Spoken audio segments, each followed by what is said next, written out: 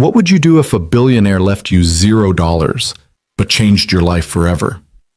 Tonight, I'm going to tell you about Noah Reyes, a broken single father who served his last table at a dying diner, expecting nothing but another empty night. Instead, he found a hidden note that would either destroy him or save everything he loved. This is a story about kindness when no one's watching, about being tested when you're already at your breaking point, and about how sometimes the smallest gesture can echo across hundreds of lives. Stay with me until the very end and comment what city you're watching from. I want to see how far this story travels. The rain came down in sheets that November night, turning the cracked parking lot of Old Maple Diner into a constellation of shallow puddles that reflected the dying neon sign overhead. The O in open had been flickering for 3 years. Nobody had bothered to fix it. Nobody ever bothered with anything at Old Maple anymore. Inside, Noah Reyes moved between tables with the practiced efficiency of a man who had learned to make himself invisible. At 34, he looked older, lines carved deep around his eyes, shoulders that carried more than physical weight, hands that trembled slightly when he thought no one was looking. The white shirt he wore had been washed so many times the collar had gone soft and gray. His black pants had a small tear near the pocket that he'd stitched himself badly, using a YouTube tutorial at 2 a.m. while Mia slept. It was 11:47 p.m., 13 minutes until his shift ended, 13 minutes until he could drive home to the apartment where his 6-year-old daughter was sleeping, looked after by Mrs. Chen from 4B, who charged $20 a night, money he didn't have but borrowed anyway, adding to a debt that grew like a living thing, feeding on his exhaustion. The diner was nearly empty, just 3 tables left. The college kid in the corner booth had been nursing the same cup of coffee for 2 hours, textbooks spread across the table, her eyes red from crying or studying or both. Noah had already told her twice the coffee was on the house. She didn't need to know that he'd paid for it himself. At table 7, a trucker named Big Mike was finishing his 3rd plate of meatloaf, talking too loud about politics, his voice bouncing off the tired walls. Noah had learned to nod and smile, to agree without agreeing, to make everyone feel heard even when he was dying inside. And then there was the woman at table 12. She had walked in around 10:30, just as the dinner rush was fading into the late-night quiet. Noah had noticed her immediately, not because she was beautiful, though she was, in that sharp, expensive way that made you aware of every cheap thing around her, but because she didn't belong. Everything about her screamed money. The tailored black coat that probably cost more than his car, the leather briefcase that sat beside her like a sleeping guard dog, the way she held herself, spine straight, chin level, as if she'd never doubted her right to take up space in the world. She'd ordered pie, just pie, apple with coffee, black. She'd barely touched either. For over an hour she'd sat there, her hands folded on the table, her eyes following Noah as he moved through his closing routine. At first he thought maybe she was a health inspector, or maybe someone from corporate, though Old Maple didn't have a corporate, just Pete, the owner, who'd been threatening to sell for 5 years but never quite got around to it. Then he thought maybe she was a cop, or a lawyer, or someone official who would tell him something had gone wrong, that there was paperwork, that Mia... No. He couldn't let his mind go there, so he did what he always did. He smiled. He refilled her coffee even though she hadn't asked. He asked if everything was okay with her pie. She'd looked up at him with eyes that seemed to calculate something, some invisible equation, and said simply, "It's perfect." Her voice was measured, controlled, like someone who'd learned long ago that every word was a negotiation. Now, as the clock crept past midnight, she was the last one. Big Mike had left 10 minutes ago, pressing a $5 bill into Noah's hand and telling him to get something nice for the kid. The college girl had finally packed up, whispering thank you, so quietly Noah almost missed it. Just the woman in the expensive coat, still sitting, still watching. Noah approached slowly, pulling the check from his apron pocket. His feet ached, his back ached, everything ached. He'd worked 14 hours today, 6 at the warehouse loading dock, 8 at the diner. Tomorrow he'd do it again, and the day after that, and the day after that, until something broke. Until he broke. "Can I get you anything else, ma'am?" His voice was gentle, practiced, the voice of someone who'd learned that kindness sometimes paid better than efficiency. She looked up at him, and for a moment, something flickered across her face. Recognition, maybe, or satisfaction, or something else he couldn't name. No, thank you. She reached for her briefcase, pulled out a wallet that was probably worth more than everything Noah owned. The pie was lovely. You've been very attentive. Just doing my job, ma'am. Is that all it is? She tilted her head slightly. A job? The question caught him off guard. Most customers didn't ask questions like that. Most customers didn't ask questions at all. He hesitated, unsure what she wanted. I try to treat people the way I'd want to be treated. That's all. She nodded slowly, as if he'd confirmed something. Then she stood, gathering her coat and briefcase with practiced efficiency. She left 3 $20 bills on the table, exact change for a $7 check. No tip. Noah felt the familiar drop in his stomach, the little death that happened every time a table stiffed him. He knew it was stupid to expect tips, knew that people had their own problems, their own reasons. But God, he'd been counting on it. He'd been counting on every dollar tonight because Mia's school had sent home another notice about the field trip next week, and the fee was $35. And he'd promised her she could go, that she wouldn't be the only kid left behind again. Thank you for coming in, he managed, his voice steady despite everything. Drive safe. The woman paused at the door, rain visible beyond the glass, her hand on the handle. She turned back, and in the ugly fluorescent light, her face was unreadable. You remember names, don't you? She said. Ma'am? The college girl. You called her Sarah, the truck driver. Mike, you remembered. Noah shrugged, uncomfortable with the observation. Doesn't everyone? Something that might have been a smile touched her lips. No, she said quietly. They don't. Then she was gone, disappearing into the rain and the night, leaving Noah alone in the empty diner with the smell of old coffee and the weight of another day survived, but not one. He moved mechanically through his closing routine. Cleared table 12. Stacked the dishes, wiped down the surface. The 320s went into the register.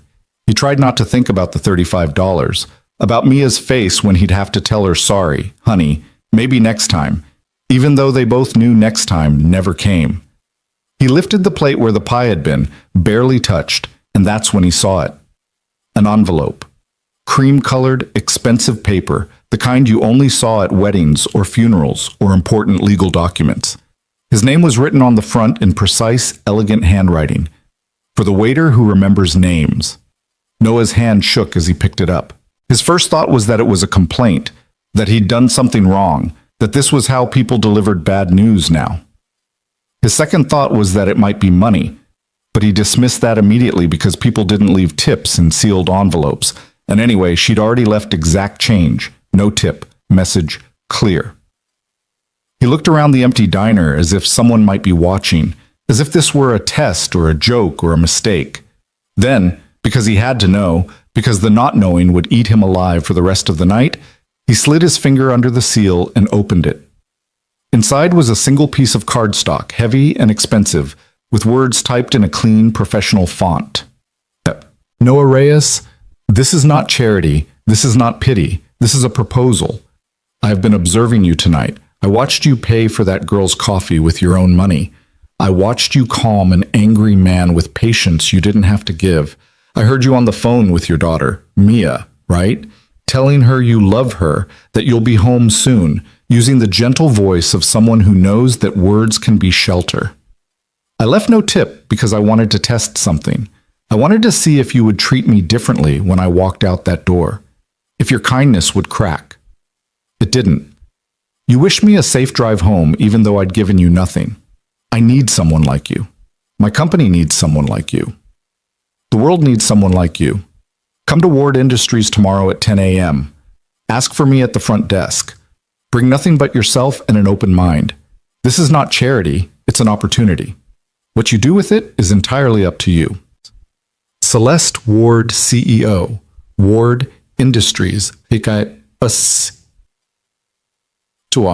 At the bottom of the card was an address in downtown's financial district, where the buildings touched the sky, and people like Noah didn't exist except as the invisible hands that cleaned offices and served coffee and kept the machinery of wealth running smoothly. Noah read it 3 times, then a fourth. His mind refused to process the words properly. They kept sliding away, rearranging themselves into something that made sense, because this didn't make sense. This was the kind of thing that happened in movies, in stories, in the desperate daydreams of people who'd given up on real hope and survived only on the fake kind. Celeste Ward. He knew the name. Everyone knew the name. Ward Industries was one of the biggest tech companies on the East Coast. Artificial intelligence, green energy, venture capital, a dozen other things Noah didn't fully understand but knew represented the kind of money that could buy countries. And she'd been sitting in Old Maple Diner, watching him, testing him. His first instinct was that it was fake, a scam, some elaborate identity theft scheme. His second instinct was to throw it away, to pretend he'd never seen it, because hope was dangerous and disappointment was worse than no hope at all. But as he stood there in the empty diner, the envelope trembling in his hands, he thought about Mia, about the field trip form sitting on their kitchen table, about the eviction notice that would come if he was late on rent one more time, about the medical bills from when she'd had pneumonia last winter, still unpaid, still growing, about the way she'd asked him last week, in that small voice children use when they're trying not to want too much, if maybe someday they could have a Christmas tree, a real one, not just the picture she'd drawn and taped to the wall.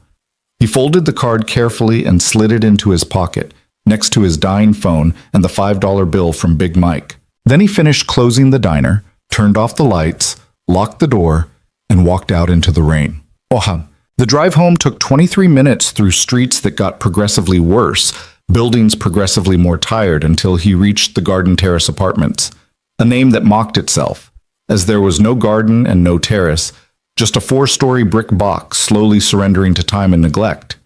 He parked his 15-year-old Honda Civic in the spot marked 2C. The paint so faded you could barely read it. The engine made a sound like grinding teeth when he turned it off.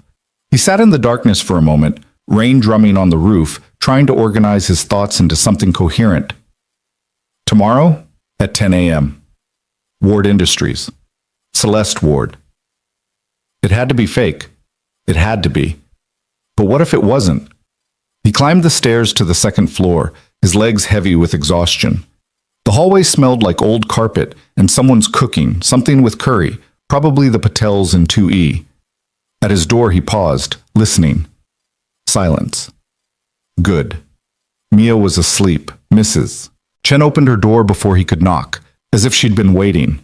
She was 76, thin as paper, with eyes that saw too much. "She's been asleep since 8:30, Mrs. Chen whispered. "No nightmares tonight." Relief flooded through him. The nightmares had been bad lately. Mia dreaming about her mother, about the accident, about losing Noah too. He'd held her through too many 3 a.m. panic attacks, promising her that he wasn't going anywhere, that she was safe, that everything would be okay, lying, always lying, because he didn't know if any of it was true. "Thank you, Mrs. Chen. I'll get you the money tomorrow, I promise." She waved a hand, cutting him off.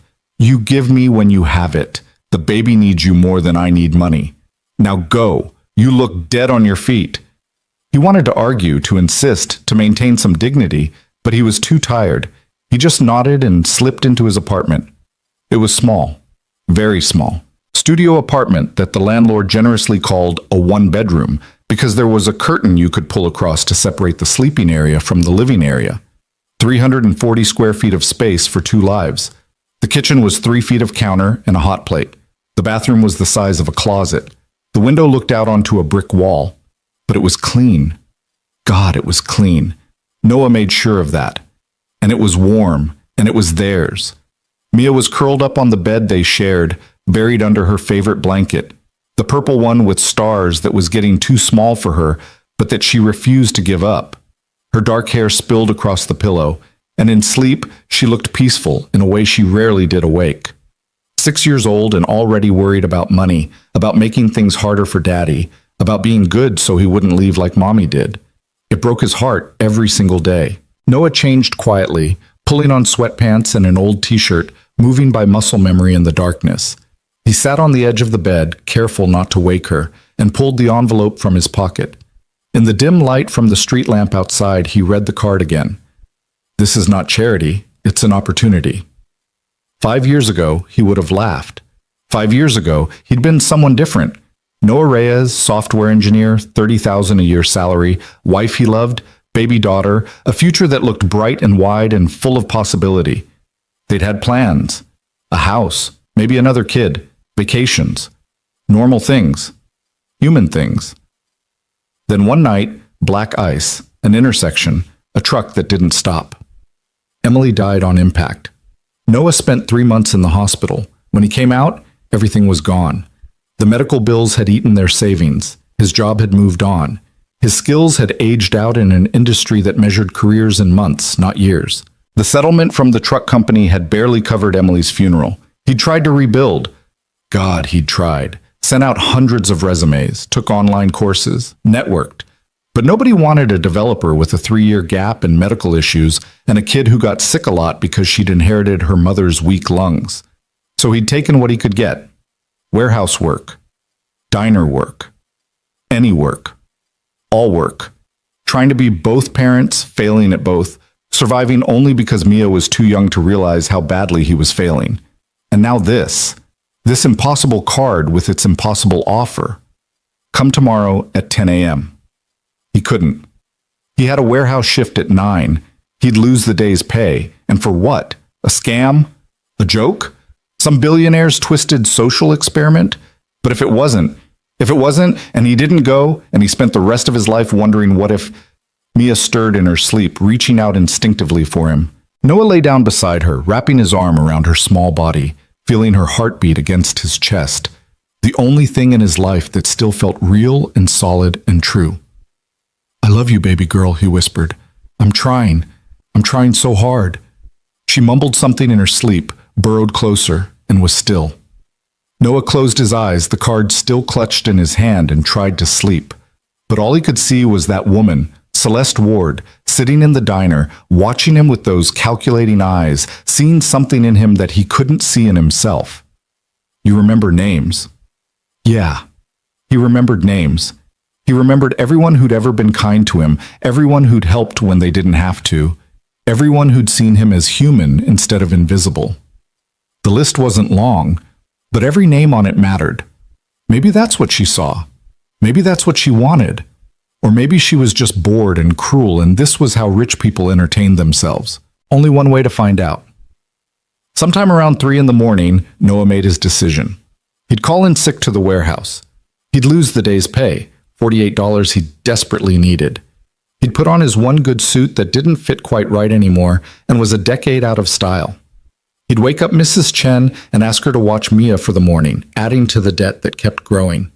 And he'd go to Ward Industries at 10 a.m., not because he believed, not because he had hope, but because Mia deserved a father who at least tried, even when trying felt like walking off a cliff in the dark, praying there'd be ground on the other side. Morning came too fast and too slow. Noah barely slept, his mind churning through possibilities and disasters in equal measure. When the alarm went off at 6:30, Mia was already awake, sitting up in bed with her stuffed rabbit, Mr. Hoppy, clutched to her chest. Daddy, you were talking in your sleep, she said softly. Sorry, baby. Did I wake you? She shook her head. You said someone's name, Celeste. Who's Celeste? Noah's heart clenched. Even in sleep, he couldn't escape this. Just someone I met at work. Nothing important. But Mia had their grandmother's eyes, Emily's mother's eyes, the ones that could see through lies. Are you worried? A little. About money? God, she was 6. She shouldn't have to think about money. About grown-up stuff. You don't need to worry about it. She looked at him seriously, this small person who'd already learned too much about the world's sharp edges. Mrs. Chen says worry is like carrying stones. The more you carry, the slower you go. Noah couldn't help but smile. Mrs. Chen is pretty smart. Are you going to work today? This was the hard part. He never lied to Mia. Never. She'd lost her mother to a lie the universe told, that tomorrow was guaranteed, that safety was real, that love could protect you from everything. I have to go somewhere different today, he said carefully. A meeting. I'll be back by lunch. A meeting about what? About, he hesitated, about maybe making things a little easier. For us. Her eyes lit up with something dangerous. Hope. Like you getting a better job? Maybe. Or maybe nothing. I don't know yet. I just have to go see. She nodded slowly, processing this. Then, in the way children did, cutting straight through to the thing that mattered. Will you be safe? Yes, baby, I promise. It's just a meeting in an office. Okay. She hugged Mr. Hoppy tighter. Can I have cereal for breakfast? And just like that, the world was simple again. Cereal, breakfast, normal things. Noah made her breakfast, off-brand Cheerios with milk that would expire tomorrow, and got her ready for school. Mrs. Chen agreed to take her to the bus stop, waving off his thanks and his promises to pay her back as if money were nothing, as if kindness were free. By 8:30, Mia was fed and dressed and walking hand in hand with Mrs. Chen down the hallway. She turned back at the stairs, her small face worried. Daddy? Yeah, baby? Whatever happens at the meeting, I love you anyway. His throat closed up. I love you too, more than anything. Then she was gone, and Noah was alone with the decision he'd made in the darkness, the card that still sat on the counter, and the suit hanging on the back of the bathroom door. He showered in water that ran cold after 2 minutes. He shaved with a razor that pulled more than cut. He put on the suit, dark blue, from Emily's funeral, smelling slightly of mothballs, and a white shirt that had a faded stain near the collar he hoped wasn't visible. In the mirror, he looked like someone playing dress-up, someone pretending to be the person he used to be. At 9:45, he locked the apartment door and walked down to his car. The Honda started on the third try. The check engine light glowed its perpetual warning. He had a quarter tank of gas and $12 in his wallet. The financial district was 20 minutes away in good traffic, 40 in bad. Noah drove carefully, aware that one mistake, one accident, one ticket he couldn't afford to pay would topple the whole precarious tower of his life. The buildings grew taller as he drove, glass and steel monuments to success and ambition and money. So much money that it became abstract, meaningless, a different language entirely. Noah's stomach twisted with each block. He didn't belong here.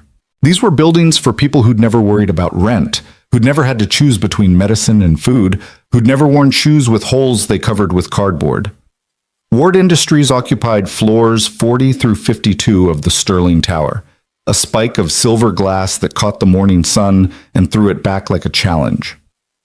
Noah parked in a public garage 3 blocks away because he couldn't afford the parking at the building, $25 for the first hour, and walked the rest of the way. The lobby was marble and gold and the quiet hum of wealth, a fountain in the center that probably cost more than his life. Security guards who watched him the way guards watched people who didn't belong. His hands were sweating. He approached the front desk where a young woman with perfect hair and perfect makeup and a perfect smile looked up from her computer. Good morning. Welcome to Sterling Tower. How can I help you? Noah's voice came out steady.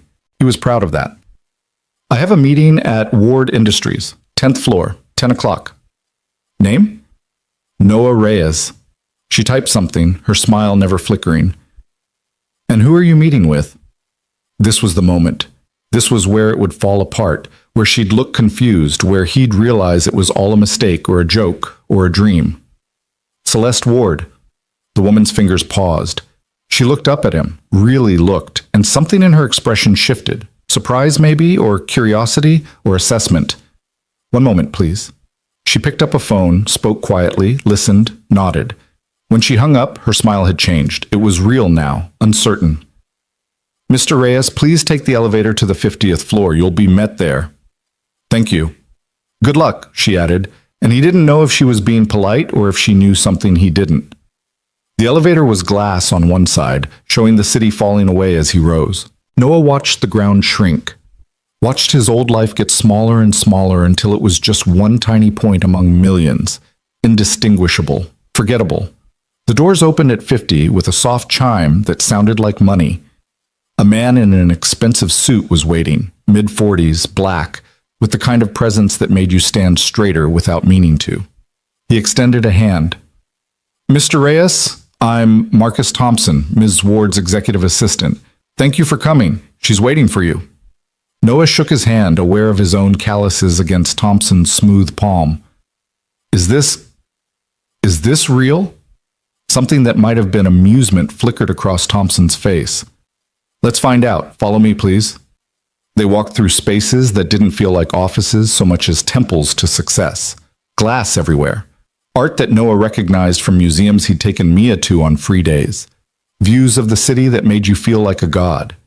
And people. So many people moving with purpose and confidence and expensive clothes, talking about markets and acquisitions and projections, speaking languages Noah had once known but had forgotten. Finally, they reached a corner office. Thompson knocked once, then opened the door. "Mr. Reyes, Miss Ward." The woman from the diner sat behind a desk the size of Noah's entire kitchen, but she wasn't looking at papers or computers or any of the trappings of power. She was looking at him with those same calculating eyes, seeing something he still couldn't name. "Thank you, Marcus. Please hold my calls." "Of course." The door closed with a soft click, and Noah was alone with Celeste Ward. She stood, walked around the desk, and gestured to a pair of chairs by the window.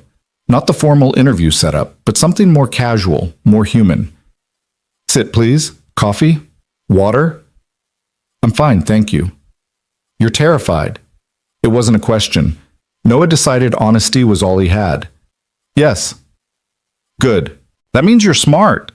She sat across from him, not behind a desk or position of power, but as an equal, or at least pretending to be. "Did you bring the card?" He pulled it from his pocket, worn now from being held all night. She glanced at it and nodded. "I meant every word. This is not charity. This is not pity. I have a problem, and I think you might be the solution." "I don't understand." "I know. Let me explain." She leaned back, her fingers steepled. Ward Industries is successful, very successful. We make billions of dollars a year developing technology that changes the world. But we've gotten disconnected. We operate at such a high level that we've forgotten what it means to actually help people. Real people. Not markets. Not demographics. People. Noah listened, still waiting for the catch, the twist, the moment this turned into something ugly. 2 years ago, Celeste continued, I launched the Second Chances Initiative. The goal is simple. Identify people who've fallen through the cracks of our economic system. People with potential, with character, with something to offer, and give them opportunities to rebuild. Job training, education, employment placement, financial support. Not charity. Investment. That sounds good. Necessary. It's failing. The words were flat, factual. We've spent $40 million and helped exactly 73 people. 73. Do you know why? Noah shook his head. Because the people running it don't understand struggle. They understand poverty as a statistic, not as a reality. They see people like you as problems to solve, not as humans to respect. They create programs that look good on paper and fail in practice. She leaned forward, intense now. Last night, I was tired, exhausted. I'd spent 14 hours in meetings about the initiative, listening to consultants tell me what poor people need, and I realized none of them had ever been poor. None of them had ever worked 2 jobs. None of them had ever had to choose between rent and food. So I left.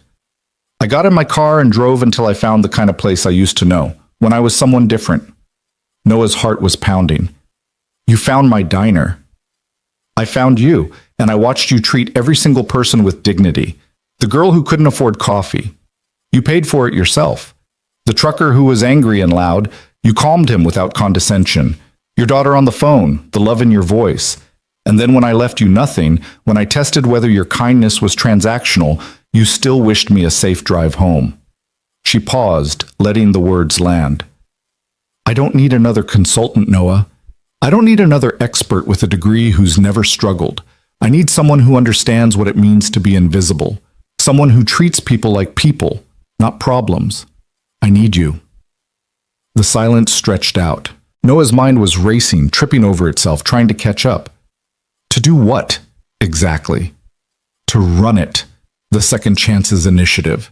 To be the community outreach director. To take everything we've built and make it actually work. He almost laughed.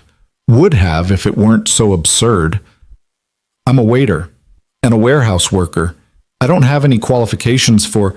You have the only qualification that matters. You give a damn, and you know how to see people. I don't have a degree. I didn't even finish. I don't care about degrees. I care about character. I watched you demonstrate more character in 1 hour than most of my employees show in a career. Noah shook his head, overwhelmed.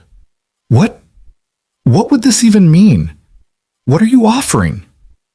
Celeste pulled a folder from beneath her chair, placed it on the small table between them. Salary of $75,000 a year, full benefits, health, dental, vision, 4 weeks paid vacation, and a full scholarship to any school in the state for your daughter, Mia, right? The name hit him like a physical blow. How do you? You said her name on the phone last night. I remembered, because that's what we do, isn't it? We remember names. Noah opened the folder with shaking hands, saw the contract, saw the numbers that seemed impossible, obscene, life-changing, saw words like comprehensive health coverage and educational endowment and retirement benefits, things he'd stopped believing were real. Why? The word came out broken. Why me? You don't know me. You don't know if I can do this. I could be anyone. You could be my mother. Celeste's voice changed, became softer, more human. 35 years ago, my mother was a waitress in a diner just like yours. Single mother, 2 kids, working herself to death for pennies, and one night, a customer noticed, really noticed, saw her, helped her, changed everything. She stood, walked to the window, looking out over the city. That customer was the founder of this company. He gave my mother a job, not out of pity. Out of recognition that talent and character don't have prerequisites. My mother became one of the best executives this company ever had. And when she died 5 years ago, she made me promise something. Celeste turned back, and Noah saw tears in her eyes that she didn't bother to hide. She made me promise to keep looking, to keep seeing, to never let success make me blind. So yes, Noah Reyes, I sat in your diner and I tested you, and you passed. Not because you were trying to, but because being decent is just who you are, even when no one's watching, even when it costs you something. Noah couldn't speak. His throat was too tight, his chest too full. I'm not asking you to decide right now, Celeste said. Take the folder home, read the contract, think about it. Talk to Mia. Take a week if you need to. But know this, I'm serious. This is real. And if you say yes, you'll change hundreds of lives, maybe thousands, starting with your own. Noah looked down at the folder, at the impossible promise it contained. $75,000. Benefits. A scholarship. A life where Mia could just be a kid, where he could be home for dinner, where they could have a Christmas tree and medicine and shoes without holes. I need to think, he managed. Of course. This is too much, too fast. I need time. I understand. Marcus will give you his card. Call him when you decide, or don't. The offer stands either way. Noah stood on shaking legs. The city stretched out beyond the window, vast and indifferent, and suddenly, impossibly full of hope he didn't trust. Ms. Ward, Celeste, please. Celeste, thank you for seeing me, for even considering Noah. She smiled, and it transformed her face into something warm. I'm not doing you a favor. You'd be doing me one. Remember that. He left in a daze, barely aware of Marcus pressing a business card into his hand, barely aware of the elevator descending, barely aware of walking back to his car. The folder felt like it weighed nothing and everything. The contract inside might as well have been written in a foreign language for all the sense it made to his scrambled brain. He sat in his Honda, in the parking garage, and finally let himself shake. Let himself feel the enormity of what had just happened. Let himself imagine, just for a moment, saying yes. And then he thought about Mia, about being home for dinner, about her having a real school, real opportunities, real choices, about her not growing up the way he had, afraid, invisible, always one crisis away from collapse. His phone buzzed. A text from Mrs. Chen. Mia home from school, all good, take your time. He looked at the time. 11:47 a.m. Exactly 12 hours since he'd found the card under that plate.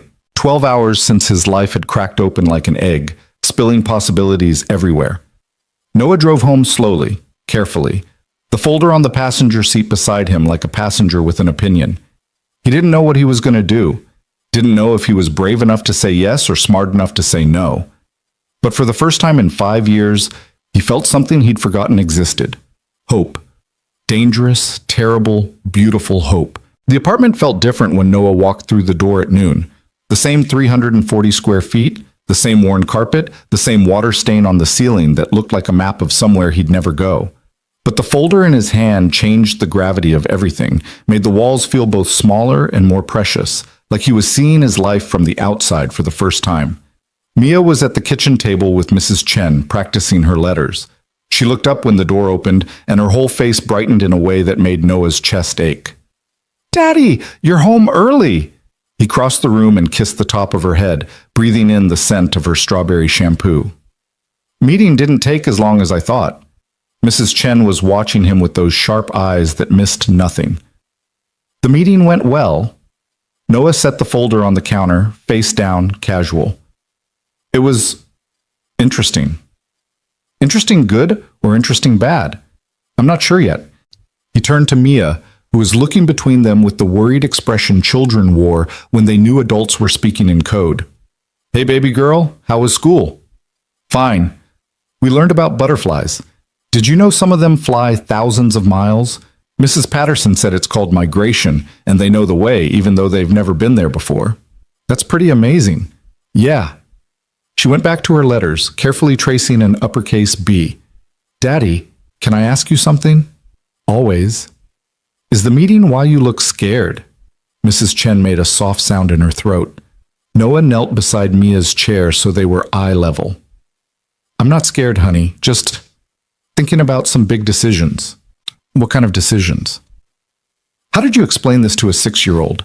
How did you say that a stranger had offered to change their lives, but accepting might mean stepping into a world where he'd drown, where he'd fail spectacularly and drag them both down harder than if he'd just stayed in his lane?" "Grown-up work stuff," he said finally. "Nothing for you to worry about." But Mia had inherited her mother's ability to read him like a book. "Is it about money?"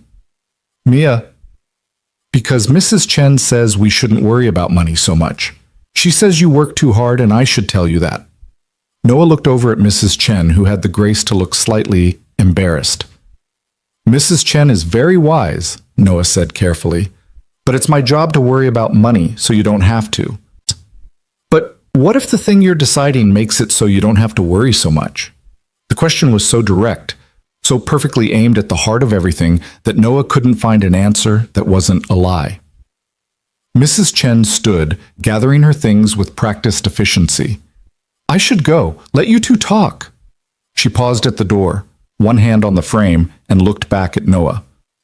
"Whatever's in that folder, whatever decision you're making, trust yourself. You've kept this girl safe and loved for 5 years with nothing but will and heart. That counts for something." Then she was gone, leaving Noah alone with his daughter and the weight of impossible choices. Mia went back to her letters, but her concentration was fractured, her B's coming out lopsided. After a minute, she put down her pencil and looked at him with Emily's eyes, dark and serious and far too old for her face. "The field trip permission slip is due Friday," she said quietly. Noah's stomach dropped. He'd been so lost in the chaos of the past 12 hours that he'd completely forgotten. The $35. The promise he'd made. "I know, baby. I haven't forgotten. It's okay if I can't go." Her voice was small, practiced, the voice of a child who'd learned too young how to be disappointed gracefully. "Madison said field trips are boring anyway." "Madison's wrong. Field trips are important. You should go." "But you're going. I promise." The words came out with more certainty than he felt, because if he said yes to Celeste Ward's offer, $35 would become nothing, a rounding error, the kind of money he wouldn't even think about. But if he said no, if he let fear keep him safe and small, then $35 was still a crisis, still a choice between her field trip and keeping the lights on. That night, after Mia was asleep, Noah sat at the kitchen table and opened the folder. The contract was 23 pages long. He read every word, twice, looking for the trap, the catch, the fine print that would explain why this was too good to be true. But the language was clear, almost generous. $75,000 annual salary, full health benefits with no waiting period, 4 weeks paid vacation, performance bonuses up to 20%, and the scholarship, a full ride to any private school in the state, tuition, books, everything, renewable through high school. There was a job description, Community Outreach Director. Responsibilities included overseeing program development, client intake and assessment, partnership building with community organizations, budget management, staff supervision. It required building relationships with people who'd been forgotten by systems designed to help them. It required understanding struggle from the inside. It required being him. He found his old laptop, a dinosaur from his previous life that took 5 minutes to boot up, and searched for Celeste Ward. The results were overwhelming. Articles about her rise to CEO at 32, youngest in the company's history. Features about her aggressive expansion into green energy. Profiles calling her ruthless, visionary, brilliant, cold. A Forbes interview where she'd talked about her mother, the waitress who'd become an executive, the woman who'd taught her that talent had nothing to do with pedigree. It was all real. This wasn't a scam.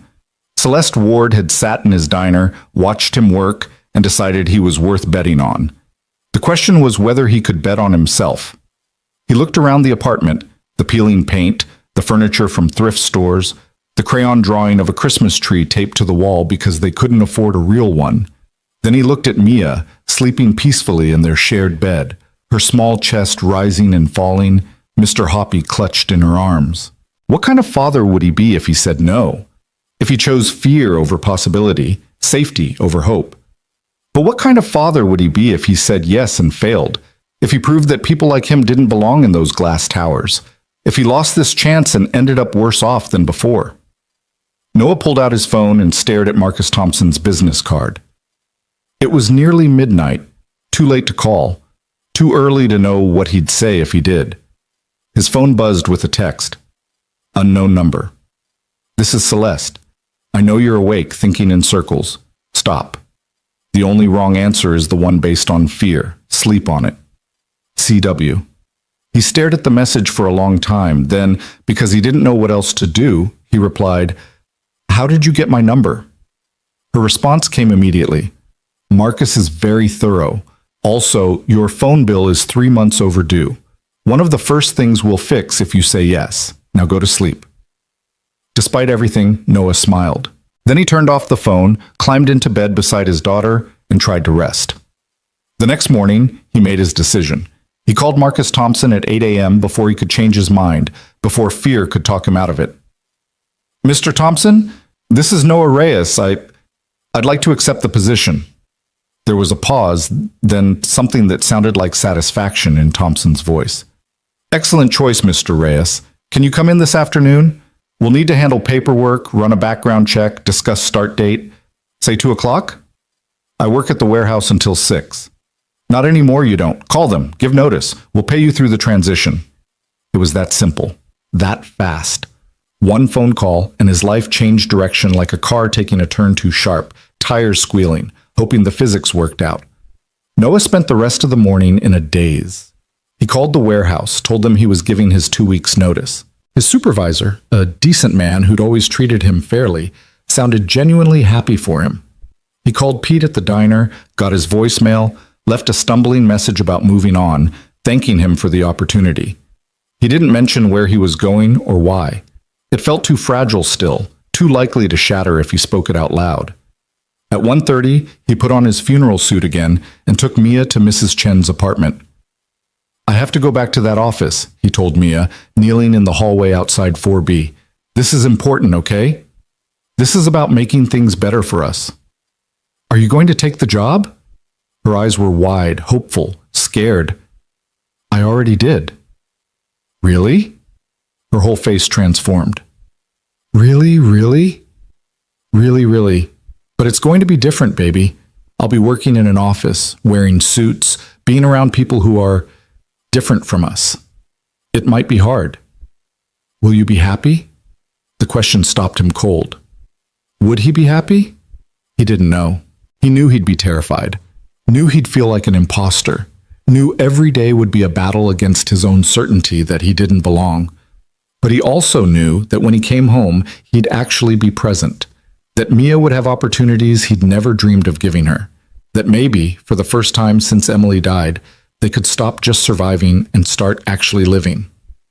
"I'm going to try," he said, "for both of us. I'm going to try."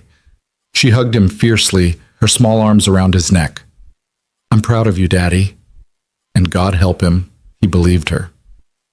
Ward Industries felt less intimidating the second time, though Noah's hand still shook as he rode the elevator to the 50th floor. Marcus Thompson met him with a warm handshake and a folder even thicker than the first one. "Welcome aboard, Noah. May I call you Noah?" "Please." "Excellent. We have a lot to cover today. First, the boring but necessary legal items. Background check authorization, standard procedure, nothing personal, direct deposit information, tax forms, benefits enrollment. Then we'll discuss your start date and initial training schedule." They spent 2 hours in a conference room, Noah signing documents and trying not to feel overwhelmed by the scope of what he was agreeing to. The benefits package alone made his head spin. Health insurance with a $5 copay. Dental coverage that included orthodontics. Mia's crooked front teeth could be fixed. Vision insurance, life insurance, disability insurance. Things he'd stopped believing were real. "Now," Marcus said, sliding another packet across the table, "the education scholarship for your daughter. This is administered through the Ward Foundation separately from your employment. So even if you left the company, Mia's education would remain secure. I'll need you to fill out these forms indicating your school preferences." School preferences? The scholarship covers tuition, books, uniforms, extracurriculars, and meals at any private institution in the state. I've included a list of our partner schools. Oakmont Academy is excellent. Small class sizes, strong arts program, very nurturing environment for young children. Or if you prefer something with a STEM focus, wait. Noah's brain was struggling to process. Private school? Her public school is fine. She's doing well there. Marcus smiled gently. Of course, if you prefer to keep her where she is, the scholarship will be held in trust for future use. College, graduate school, whatever she needs. The choice is entirely yours. Private school. Noah had never even considered it. That was for other people's children, children whose parents could afford things like piano lessons and summer camps and tutors. But now it was possible. Now Mia could have teachers who weren't overwhelmed and exhausted, classrooms that weren't overcrowded, resources that weren't rationed. Can I think about it? Absolutely. No rush. The important thing is the support is there. Marcus checked his watch. We have one more item on today's agenda. Miss Ward would like to see you in her office. Noah's stomach tightened. Is something wrong? On the contrary, she wants to discuss your first project. Celeste's office looked different in afternoon light, warmer somehow, less intimidating. She was on the phone when Marcus led Noah in, speaking rapid fire about quarterly projections and market positioning. She gestured for Noah to sit, finished her conversation with crisp efficiency, and hung up. "Noah, how are you feeling?" "Honestly, terrified." She laughed, and it was genuine. "Good. Overconfidence is dangerous. Healthy fear keeps you sharp." She came around her desk, sat in the chair beside him instead of across. "I want to talk about how we're going to do this. Your official start date is Monday, but before then, I need you to understand what you're walking into." Okay. The Second Chances Initiative is failing because it's designed wrong. We've been trying to help people from the top down, creating programs we think they need instead of asking what they actually need. Your job is to flip that model. Talk to the people we're supposed to be helping. Listen to them. Build programs around their reality, not our assumptions. Noah nodded slowly. That makes sense. Here's the challenge. My board and my executive team think this is a waste of money. They want to shut it down. I've bought us 6 months to prove it can work. If we can show real results, not just numbers, but actual lives changed, we keep going. If not, the program dies and I lose the political capital to try again. The weight of that settled on Noah's shoulders. No pressure then. Enormous pressure, which is why I need you to be honest with me, always. If something isn't working, say so. If you need resources, ask. If you think I'm wrong about something, tell me. I didn't hire you to agree with me. I hired you to be real. I can do that. I know you can. That's why you're here. She pulled a tablet from her desk and handed it to him. This is the current state of the program. 73 people helped over 2 years. Here are their files. What we did for them, what worked, what didn't. I want you to read through these this weekend. Call 3 of them. Ask them directly what we did right and what we did wrong. Noah took the tablet, feeling its weight. 73 lives. 73 stories like his own. Then Monday morning, 9 a.m., you and I meet. You tell me what you learned and what you want to change. We'll start building the real program together. Just like that? Just like that. Noah, I'm not going to micromanage you. I'm going to trust you. I'm going to give you the resources and the authority to do this right. All I ask in return is that you care as much about those 73 people and all the ones we haven't helped yet as you care about yourself. I will. I do. I know. She stood, extended her hand. Welcome to Ward Industries, Mr. Reyes. Try not to let us corporate types destroy your soul. He shook her hand, managed to smile. I'll do my best. Walking out of that building, tablet tucked under his arm, Noah felt like he was carrying something fragile and explosive. 73 stories, 6 months to prove it mattered. Everything he and Mia needed writing on, whether he could do something he'd never done before, had no training for, had no business attempting. He drove home slowly, his mind spinning through everything that had happened in 48 hours. 2 days ago, he was a waiter counting singles. Now he was community outreach director at a multi-billion-dollar company with a salary that seemed imaginary and responsibility that felt crushing. Mrs. Chen had Mia doing homework when he walked in. Mia looked up, her eyes asking questions her mouth didn't. I took the job, Noah said. I start Monday. Mia's scream of joy nearly shattered the windows. She launched herself at him, and he caught her, spun her around, let himself feel happy for the first time in years without waiting for the other shoe to drop. Does this mean we can get the Christmas tree? The real one? Noah laughed, actually laughed. Yeah, baby, we can get the Christmas tree. And I can go on the field trip? You can go on every field trip. She hugged him tighter, and he felt her tears against his neck. Happy tears, relief tears, tears of a child who'd been carrying too much weight for too long and finally got to set it down. That night, after Mia was asleep, Noah sat at the kitchen table and opened the tablet. 73 files. 73 people who'd been chosen for help. He started reading. Maria Santos, single mother of 4, given job training and childcare subsidies.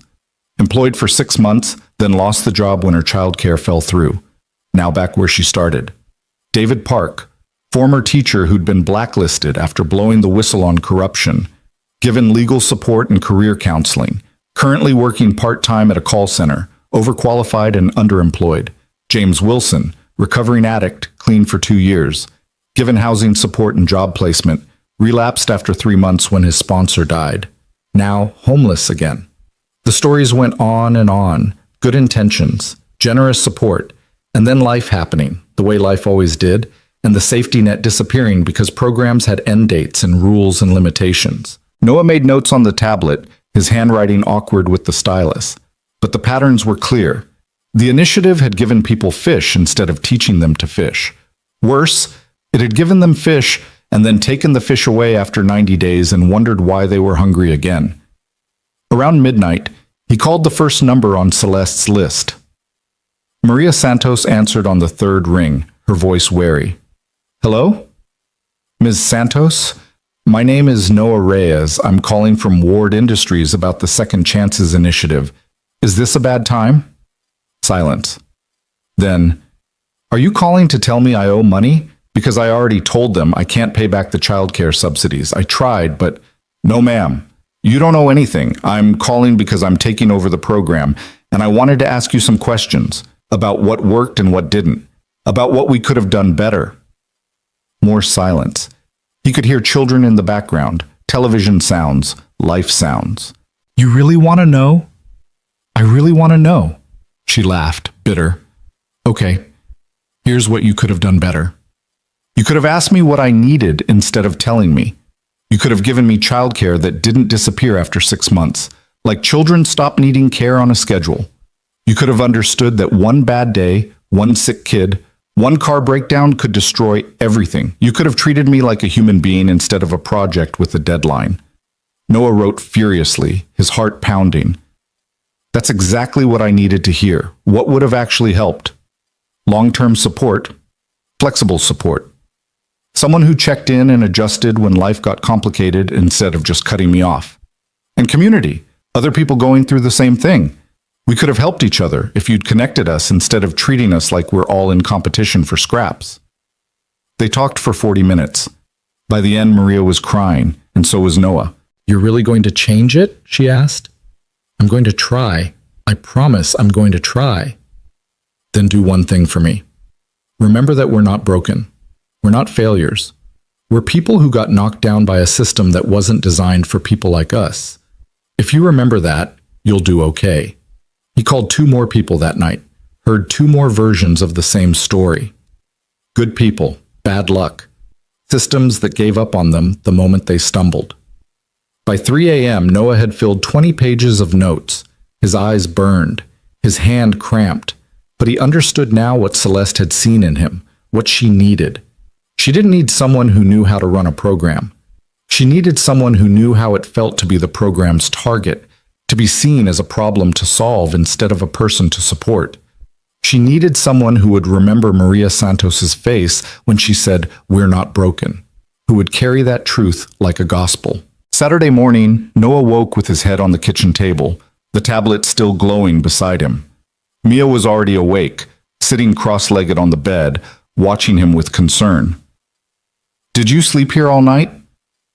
"Yeah, baby. I was working." "Working on what?" How did he explain that he was trying to figure out how to help people who'd been helped badly before? That he was terrified of letting them down the way they'd been let down already? "Learning," he said finally. "Learning how to do my job right."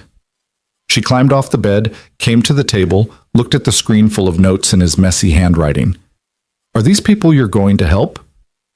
"I hope so." "Will you help them the way Mrs. Chen helps us?" Noah looked at his daughter, this small, wise person who saw things so clearly. "What do you mean?" "Mrs. Chen doesn't just watch me sometimes. She knows my favorite snacks. She knows I get scared during thunderstorms. She knows about Mommy. She doesn't help us like it's a job. She helps us like we're family." And there it was, the answer he'd been circling around all night. You couldn't program that, couldn't systematize it, couldn't put it in a budget spreadsheet or a quarterly report.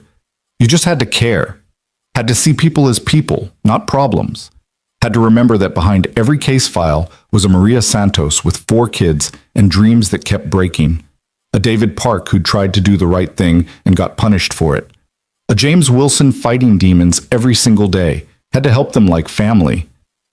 "You're pretty smart, you know that?" Noah said. Mia grinned. "Mrs. Chen says I get it from you." Sunday. Noah spent the whole day with Mia. They walked to the park, the one with the broken swings that the city kept promising to fix. They got ice cream from the bodega, single scoops, because he still couldn't quite believe the money was real, couldn't quite let himself spend freely yet. They lay on the grass and watched clouds drift by, and Mia pointed out shapes while Noah tried not to think about Monday, about walking into that glass tower and pretending he belonged there. "Daddy?" Mia's voice was soft. "Are you going to be different now?" "Different how?" "Like, are you going to be busy all the time? Are you going to forget stuff?" Madison's dad got a new job and now he's always on his phone and he missed her dance recital. Noah's chest tightened. "I promise I won't forget. The whole point of this job is so I can be there more, not less." "Okay." She was quiet for a moment. "I'm scared." "Of what?" "That it won't be real. That something will go wrong and we'll have to go back to the way things were. And it will hurt more because we thought it was going to be different." He pulled her close, this small person who'd already learned that hope was dangerous, that good things didn't last, that the universe was not kind to people like them. "I'm scared too," he admitted. "But we're going to try anyway, because that's what brave people do. They try even when they're scared." "Is that what Mommy would say?" Noah's throat closed. They didn't talk about Emily much anymore. It hurt too much. But now he forced himself to remember to channel the woman who'd believed in him when he was just a broke college kid with more dreams than sense. Your mom would say that fear is just love in a scary mask, that being afraid means you care about something enough to worry about losing it, and she'd tell us to hold hands and jump together. Mia looked up at him, Emily's eyes in her small face. Then let's jump, Daddy. Monday morning arrived with October rain and the kind of cold that promised winter was coming. Noah stood in front of his closet, if you could call a corner with a hanging rod a closet, and stared at his one suit. It looked even worse in daylight. The pants were a little short. The jacket sleeves showed too much wrist. The whole thing screamed, "I don't belong here." He put it on anyway. Mia watched from the bed, already dressed for school. "You look handsome." "I look ridiculous." "You look like someone important." God, he loved her. What if I mess this up? Then you'll figure it out. That's what you always do. She said it with such confidence, such absolute faith that Noah almost believed it. He kissed her goodbye, left her with Mrs. Chen, and drove downtown through traffic that seemed determined to make him late. The parking garage, the elevator, the lobby, it all felt surreal, like he was playing a role in a movie about someone else's life. He rode up to the 50th floor, his heart pounding, his hands sweating in the expensive leather briefcase Marcus had given him on Friday, empty except for his tablet full of notes. Marcus met him at the elevator. "Good morning, Noah. Ready for your first day?" "No." "Perfect. The best ones never are. Come on, Celeste is waiting." Celeste's office was exactly as he remembered, but this time there were other people there. 6 of them, sitting around the conference table, looking sharp and successful, and like they belonged in rooms like this. They all turned when Noah entered, their expressions ranging from curious to skeptical to openly hostile. "Everyone," Celeste said, standing, "this is Noah Reyes, our new community outreach director. Noah, this is your team." His team. The words didn't compute. He'd never had a team. He'd barely had coworkers who acknowledged his existence. For the next hour, Celeste walked him through the organizational structure. His team consisted of 3 case managers, 2 administrative assistants, and 1 data analyst. They'd all been working on the initiative for over a year, implementing the programs that had failed to help more than 73 people, and now he was their boss. The hostility made sense now. He was the outsider, the nobody, the waiter who'd somehow convinced the CEO to give him a 6-figure job and authority over people with master's degrees and years of experience. When the introductions were done, Celeste stood. "I'll let you all get acquainted. Noah, I want you in my office at 3 p.m. Bring your recommendations." Then she was gone, leaving Noah alone with 6 people who clearly thought he was a joke. The silence stretched uncomfortably. Finally, a woman in her 40s with severe glasses and perfect hair spoke up. "So, you're going to save the program?" Her name was Patricia. Patricia Huang, senior case manager, MBA from Wharton, 7 years at Ward Industries. Her voice dripped with condescension. "I'm going to try," Noah said evenly. "With what qualifications exactly?" "I looked at your file. High school diploma. No relevant experience, no management background. Just a good story and a sympathetic CEO."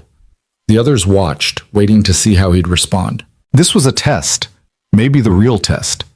Noah could have defended himself, could have gotten angry, could have pulled rank and reminded them that whether they liked it or not, Celeste had put him in charge. Instead, he told them the truth. "You're right. I don't have qualifications. I have perspective. I spent this weekend calling the people we've helped. Maria Santos, David Park, James Wilson. I asked them what we did wrong. Want to know what they said?"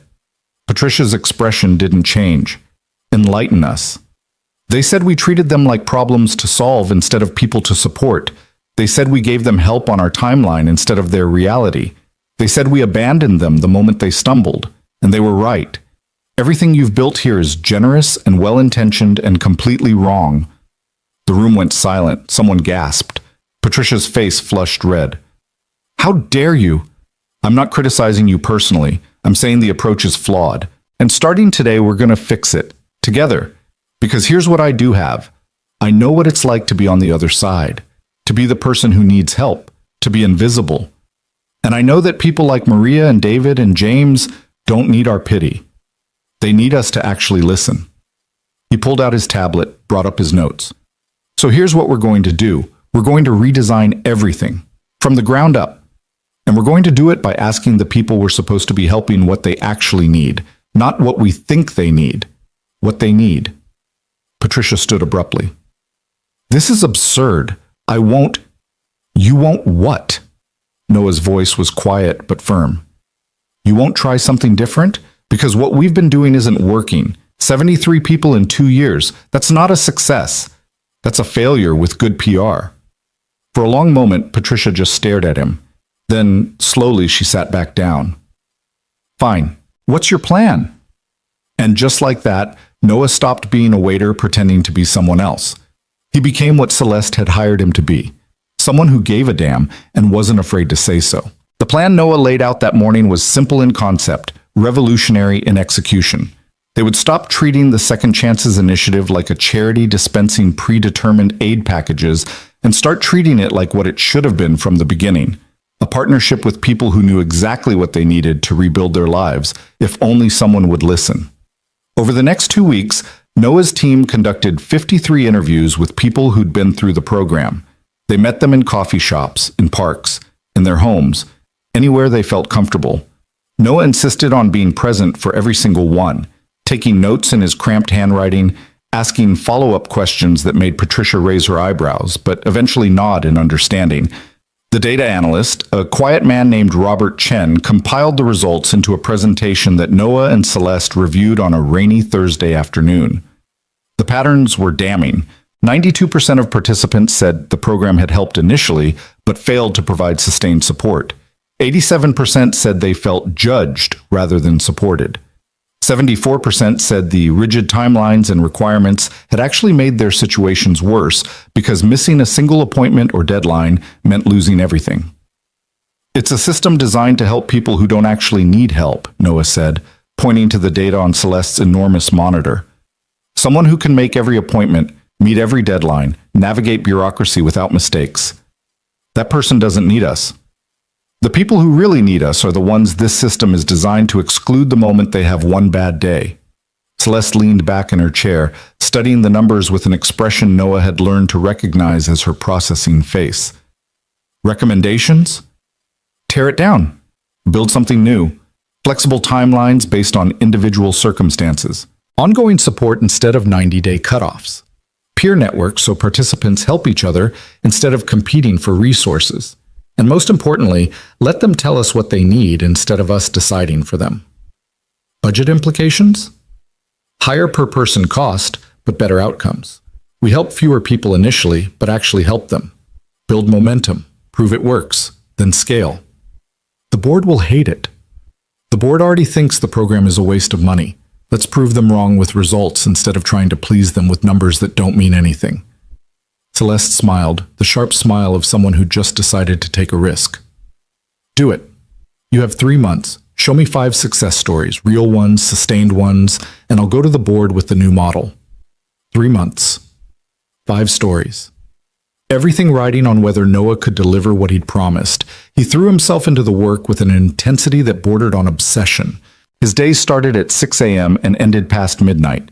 He rebuilt the intake process from scratch, removing the dozens of forms and requirements that had turned asking for help into a second job. He created a peer mentorship program pairing current participants with those who'd successfully rebuilt their lives. He negotiated partnerships with employers willing to offer flexible hours and second chances. He personally met with every single person who applied, learning their names, their stories, their dreams. Mia saw less of him than she had when he was working double shifts at the diner and warehouse. The irony wasn't lost on Noah. He'd taken this job partly to spend more time with his daughter, and now he was more absent than ever, just absent in a suit instead of a waiter's uniform. Mrs. Chen didn't say anything, but her look spoke volumes. Mia didn't complain, but Noah could see the worry in her eyes when he came home at 9 p.m. and collapsed on the couch, too exhausted to do anything but hold her while she told him about her day in a small voice that tried so hard to be understanding. "I'm sorry, baby," he whispered one night, his guilt a physical weight on his chest. "This won't be forever, just until we get the program working right." "It's okay, Daddy. You're helping people." "You're supposed to come first. I am first, because you're teaching me that helping people matters. She was 6 years old and wiser than he deserved. Noah held her tighter and promised himself that once these 3 months were over, once he'd proved the program worked, he'd find balance. He'd be present. He'd keep the promise he'd made on that Sunday in the park. But first he had to deliver 5 success stories. The first was Maria Santos. Noah had stayed in touch with her since that midnight phone call, and when he reached out about rejoining the program under the new model, she'd been skeptical. Why should I trust you? I trusted before. Because this time you're in charge. You tell me what you need, you set the timeline. You decide what success looks like. I'm just here to provide resources and get out of your way. It had taken 3 more conversations, but eventually Maria agreed. The program provided long-term childcare subsidies with no arbitrary cutoff date, flexible job training that worked around her kids' schedules, and connection to a network of other single mothers facing similar challenges. Within 6 weeks, she had a stable job with benefits and a support system that didn't disappear the moment funding periods ended. The second was a man named Thomas Wright, a former software engineer, like Noah had been, who'd lost everything to medical bankruptcy when his wife got cancer. Noah saw himself in Thomas's defeated eyes, understood the specific shame of falling from the middle class into poverty, of having people assume you'd made bad choices when really you'd just had bad luck. I don't need job training, Thomas said at their first meeting. I need someone to give me a chance, despite the gap in my resume and the bankruptcy on my credit report. So Noah used his connections, the network he was building through Celeste's introductions and his own relentless networking, to find companies willing to look past the red flags. He coached Thomas through interviews, helped him explain the gap without sounding defensive. 3 months after joining the program, Thomas accepted a job offer at a fintech startup making $70,000 a year. The 3rd, 4th, and 5th stories came faster. A recovering addict who needed housing stability before he could maintain sobriety. A former teacher blackballed from education who needed help pivoting to corporate training. A young mother who'd aged out of foster care with no support system who needed everything: housing, childcare, job skills, and most importantly, someone who believed she could succeed. Each success built Noah's confidence and his team's buy-in. Patricia stopped questioning his decisions and started actively contributing ideas. Robert Chen's data showed that while they were serving fewer people than the old program, retention rates were 94% compared to 31% before. The costs per person were higher, but the outcomes were incomparably better. Celeste scheduled the board presentation for a Tuesday in late January, almost exactly 3 months after Noah's first day. The night before, Noah sat in his apartment reviewing his presentation for the 100th time while Mia slept. His hands were shaking. This was it. Everything came down to whether he could convince a room full of wealthy executives that the program deserved to continue. His phone buzzed. A text from Celeste. Stop overthinking. You know this inside out. Tell them what you told me. Make them see the people, not just the numbers. You've got this. CW. Noah didn't sleep that night. At 5 a.m., he gave up trying and went for a run through streets still dark and empty. The cold air burned his lungs, cleared his head, reminded him why this mattered. Somewhere in this city, Maria Santos was getting ready for work at a job she could keep because they'd supported her properly. Thomas Wright was writing code again. James Wilson was 6 months sober with stable housing. 5 people whose lives were measurably better because someone had actually listened to what they needed. That had to count for something. The board meeting was at 10 a.m. in a conference room on the 52nd floor that Noah had never seen before. Floor-to-ceiling windows overlooking the city. A table that could seat 20. Chairs that probably cost more than his car. 12 board members in suits that made Noah's finally replaced wardrobe still look cheap by comparison. Celeste sat at the head of the table, her expression neutral, giving him nothing. Marcus had coached him. The board was split. 6 members supported the initiative, 5 wanted it killed, 1 was undecided. That one vote would determine everything. The undecided voter was a woman named Margaret Vance, 63, old money, reputation for being ruthlessly practical.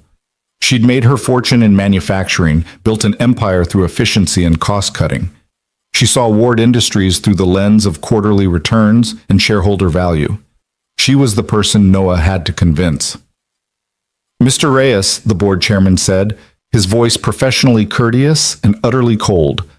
You have 20 minutes to present your case for continuing the Second Chances initiative. 20 minutes to justify $40 million. 20 minutes to prove that people like him deserved investment. 20 minutes to save something that mattered. Noah stood, connected his laptop to the display, and took a breath. 3 months ago, I was a waiter at a diner making $16,000 a year.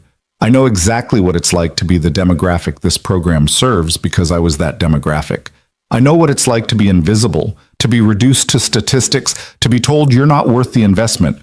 So I'm not going to talk to you about ROI or efficiency metrics or any of the language you're comfortable with. I'm going to tell you about 5 people whose lives changed because someone finally got this right. Margaret Vance raised an eyebrow. Several board members shifted uncomfortably. Celeste's expression didn't change, but Noah thought he saw the hint of a smile. He clicked to the first slide. Maria Santos and her 4 children smiling at the camera. This is Maria, single mother, working 3 part-time jobs, drowning. The old program gave her 6 months of childcare subsidies and job training. When the 6 months ended, her childcare fell through, she missed work, she lost her job. We called that a success because we'd served her.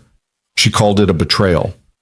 He clicked to the next slide, showing Maria at her current job, wearing a professional uniform, pride evident in her posture. Under the new model, we asked Maria what she needed. She said long-term stability, not temporary fixes. We provided open-ended childcare support, connected her to other single mothers facing the same challenges, gave her job training that worked around her life instead of demanding her life work around us. Result? She's been employed for 12 weeks, her kids are stable, and she's paying taxes instead of using emergency services. The city wins. She wins. Everyone wins. He moved through each story methodically, making them human, making them real, refusing to let the board reduce them to numbers on a spreadsheet. Thomas Wright, whose medical bankruptcy wasn't a moral failure, but a failure of systems. James Wilson, whose addiction needed sustained support, not a 90-day countdown. Each story was specific, detailed, undeniable. The old program served 73 people in 2 years at a cost of $40 million, Noah said, pulling up Robert's data. That's $547,000 per person with a 31% sustained success rate. The new model serves fewer people, but with a 94% success rate.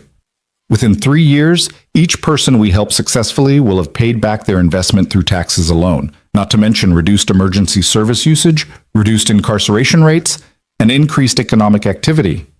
Margaret Vance leaned forward. How do you scale that? We can't spend $500,000 per person if we want to help thousands. This was the crucial question. Noah had known it was coming. You don't scale it the same way. You scale it through community. Every person we help successfully becomes a mentor in the network. They help the next person, who helps the next. We provide the initial support, but the community provides the sustainability. Maria Santos is already mentoring 3 new participants. Thomas Wright is teaching coding classes to other people trying to break back into tech. The program becomes self-reinforcing. That's optimistic, Margaret said, her tone skeptical but not dismissive. What happens when someone fails? When they relapse or lose a job or stop engaging? We don't abandon them. That's the whole point. Failure isn't an end state, it's part of the process. The old model treated any setback as disqualification. The new model recognizes that rebuilding a life isn't linear. We stick with people through the setbacks, adjust support as needed, maintain the relationship. At what cost? Lower than you'd think, because the people in the network support each other. We're not paying professionals to provide 24/7 support. We're facilitating peer relationships that happen organically. Our role is to provide resources and structure, not to be the sole source of support. The board members asked questions for another 30 minutes. Some were hostile, looking for ways to discredit the program. Some were genuinely curious about logistics and scalability. Margaret Vance asked the hardest questions, pushing Noah to defend every assumption, every projection, every claim. He answered them all honestly, admitting when he didn't know something, explaining his reasoning, always bringing it back to the people. Not demographics, not statistics. Maria, Thomas, James, and the others whose names he knew, whose children he'd met, whose dreams he'd listened to. Finally, the chairman called for a vote. All in favor of continuing the Second Chances initiative under Mr. Reyes's proposed model? 6 hands went up immediately. The supporters. 5 remained down. The opposition. Everyone looked at Margaret Vance. She sat perfectly still, her face revealing nothing, her hands folded on the table in front of her. The silence stretched out, seconds becoming eternities. Then, slowly, deliberately, she raised her hand. 7 in favor, 5 opposed. The motion passes. The Second Chances initiative will continue. Relief flooded through Noah so intensely he thought his legs might give out. Celeste was smiling now, openly, that rare, genuine smile that transformed her whole face. "Thank you, Mr. Reyes," the chairman said. "The board looks forward to your progress reports." The meeting ended. Board members filed out, some stopping to shake Noah's hand, others ignoring him completely. Margaret Vance approached last, studying him with sharp eyes. "You did well, but don't get comfortable. I voted yes because the data supports it, and because you made me care about those 5 people. But if this program doesn't deliver on your promises, I'll be the first one voting to kill it. Understood?" "Understood. Thank you, Ms. Vance." "Don't thank me. Prove me right." Then she was gone, and it was just Noah and Celeste in the enormous conference room overlooking the city. "You were brilliant," Celeste said quietly. "I knew you would be, but you exceeded even my expectations. I was terrified the entire time. Good terror, the kind that keeps you sharp." She walked to the window, looked out at the sprawling city below. "You bought us time, Noah. Now comes the hard part, delivering on everything you promised." "I know." "Are you ready for that?" Was he? Noah thought about the work ahead, about scaling the program, about managing expectations, about all the ways this could still fail. But he also thought about Maria's smile, about Thomas coding again, about James's 6 months of sobriety. "I'm ready." "Good. Because things are about to get complicated." She was right. Over the next 6 weeks, as word spread about the program's new approach, applications flooded in. They went from having a waiting list of 20 people to over 300. The team expanded from 6 to 15. The budget increased. The pressure intensified, and the press discovered them. It started with a local business reporter who'd heard about Noah's unusual path from waiter to director. The story was supposed to be a heartwarming piece about second chances. Instead, it became a lightning rod. Billionaire CEO handpicks waiter for 6-figure job. Favoritism or vision? The headline read. The article questioned Noah's qualifications, suggested nepotism, implied that Celeste had chosen him for reasons that had nothing to do with merit. The story went viral. Suddenly, Noah wasn't the director of a promising program. He was a symbol of everything wrong with corporate America. Proof that connections mattered more than credentials. Evidence that the wealthy made decisions on whims rather than qualifications. The comments were vicious. They called him a charity case. They said he was unqualified and dangerous. They accused him of taking a job from someone who actually deserved it. They said worse things, crueler things, things Noah tried not to read but couldn't help seeing. The attention found its way to Mia's school. Other parents recognized Noah's name from the articles, started whispering. One mother pulled her child away when Mia tried to play with her at recess. Another made a comment at pickup about people who get ahead through connections instead of hard work, while staring pointedly at Noah. Mia came home crying for the first time since Emily's funeral. Madison's mom says you didn't earn your job. She says you're a cheater. Noah felt something break inside him. He'd endured poverty, exhaustion, the grinding humiliation of being invisible. But watching his daughter pay the price for his choices was unbearable. That night, after Mia finally cried herself to sleep, Noah called Celeste. It was 11 p.m., but she answered on the first ring. I saw the articles, she said before he could speak. I'm sorry, Noah. This is my fault. I should have anticipated. I can't do this to her. His voice was raw. Mia is being bullied because of me, because I took this job, because other people think I don't deserve it. What are you saying? I'm saying maybe they're right. Maybe I am a charity case. Maybe I am in over my head. Maybe the best thing I can do for Mia is walk away before this gets worse. Silence on the other end. Then, Can I come over? What? Now? Yes, now. What's your address? Noah gave it to her, too tired to argue. 20 minutes later, there was a knock on his door.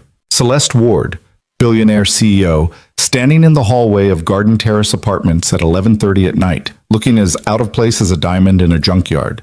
She was carrying a bag. Can I come in? Noah stepped aside. She entered the tiny apartment, taking in the cramped space, the worn furniture, the crayon drawing still taped to the wall. She didn't comment on any of it. Instead, she walked to where Mia was sleeping and stood there for a long moment, watching the child's peaceful face. Then she knelt beside the bed, reached into her bag, and pulled out a book. A science textbook about butterflies, the expensive kind with glossy photographs and detailed diagrams. She placed it gently on the nightstand where Mia would see it when she woke up. You told me she's been learning about butterflies at school, Celeste said softly, standing. I remembered. Noah's throat tightened. Why are you here? Because you're thinking about quitting, and I needed to remind you why you can't. She turned to face him, and her expression was fiercer than he'd ever seen it. Those people mocking you, questioning you, saying you don't deserve this? They're wrong. They're wrong about you, and they're wrong about what qualifications matter. But Mia is watching you face the hardest thing you've ever faced and keep going anyway. Do you know what lesson she's learning right now? She's learning that other people's opinions don't define your worth, that courage means doing the right thing even when it costs you something, that her father is brave enough to withstand judgment for the sake of helping people who need it. She's 6 years old. She shouldn't have to learn that yet. No, she shouldn't, but she's learning it anyway because life is cruel and random and unfair. What matters is what you do with that lesson. Celeste sat on the worn couch, gestured for Noah to sit beside her. My mother faced the same thing when she took the job that changed our lives. People said she was a charity case, said she was sleeping with the boss, said she didn't deserve her position, and you know what she did? What? She proved them wrong, not by defending herself, not by arguing, by doing the work so well that eventually the criticism became white noise. It took 2 years, but eventually people forgot she'd started as a waitress. They only remembered that she was brilliant. Noah shook his head. I'm not your mother. I'm not brilliant. I'm just someone who cares. Caring is the most important qualification. Everything else can be learned. But you can't teach someone to see people as people instead of problems. You either have that or you don't, and you have it.